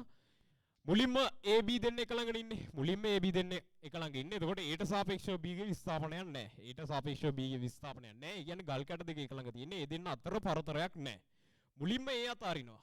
ඒ අතාරිද්දී දැන් එතකොට ඒ වැටෙන්නේ ගුරුත්වජ ත්වරණයෙන්. ඒත් මෙයා මෙතන B නිශ්චලව ඉන්නවා. ඒ ගුරුත්වජ ත්වරණය යටතේ වැටෙනවා. ගුරුත්වජ ත්වරණය යටතේ වැටෙනවා කියන්නේ ඒට සාපේක්ෂව B ට ත්වරණයක් තියෙනවනේ. ඒට සාපේක්ෂව B ට ත්වරණයක් තියෙනවා. එතකොට ප්‍රවේගය එන්න වැඩි වෙනවා. ප්‍රවේගය එන්න වැඩි වෙලා මේ අනුක්‍රමණය එන්න වැඩි වුණා. ඊට පස්සේ දෙන්නම අත්හැරලා දෙන්නම ගුරුත්වය යටතේ වැටෙනවා. එතකොට සාපේක්ෂ ත්වරණයක් නැහැ. සාපේක්ෂ ත්වරණයක් නැහැ. සාපේක්ෂ ත්වරණයක් නැහැ කියන්නේ ඒකාකාර ප්‍රවේගයක් තියෙන්නේ. සාපේක්ෂ ත්වරණයක් නැහැ කියන්නේ සාපේක්ෂ ප්‍රවේගය නියතයි. සාපේක්ෂ ප්‍රවේගය නියතයි කියන්නේ අනුක්‍රමණය නියතයි. තනි සරල රේඛාවක් එන්නේ. ඊට පස්සේ ඒ ගල බිමට වැටිලා දැන් එයා නිශ්චලයි. මෙයා පල්ලට එනවා. එතකොට පරතරය එන්න අඩු වෙනවා. අඩු වෙන ශීඝ්‍රතාවයත් එන්න වැඩි වෙනවා. මොකද ත්වරණයෙන් එන්නේ. මේ හරියදී මෙයාගේ ප්‍රවේගය 20ක් වුණාට මේ හරියදී 30යි 40යි 50යි. අන්න ඒ වගේ එන්න වේගෙන් වැඩි කරමින් එන්නේ. එතකොට ටක් ගාලා මේ අන්තිම හරියදී එහෙම ටක් ගාලා පරතරය අඩු කර ගන්නවා. මේ ටක් ගාලා මේ ලොකු පරතරයක් අඩු කර ගන්නවා. එතකොට ඕක අනුව හිතලා බැලුවම අපිට උත්තරේ විදිහට ගන්න පුළුවන්. උත්තරේ ගන්න පුළුවන් පිළිතුරු අංක 4 කියලා. පිළිතුරු අංක 4. වඩාත් ගැළපෙන උත්තරේ පිළිතුරු අංක 4. එහෙනම් අදට ප්‍රශ්න 15 ඉවරයි. අන්තිමට අපිට හොඳ ගාණක් හම්බුණා. සාපේක්ෂ චලිතය පාවිච්චි කරලා සාපේක්ෂ ත්වරණය, සාපේක්ෂ ප්‍රවේගය ඔය හැම දෙයක් ගැනම හොඳ අවබෝධයක් තියලා හදන්න ඕනි ප්‍රස්තාර ගාණක්. එහෙනම් ඊළඟ සතියේ මේ වගේ හොඳ MCQ 15කින් හම්බෙමු.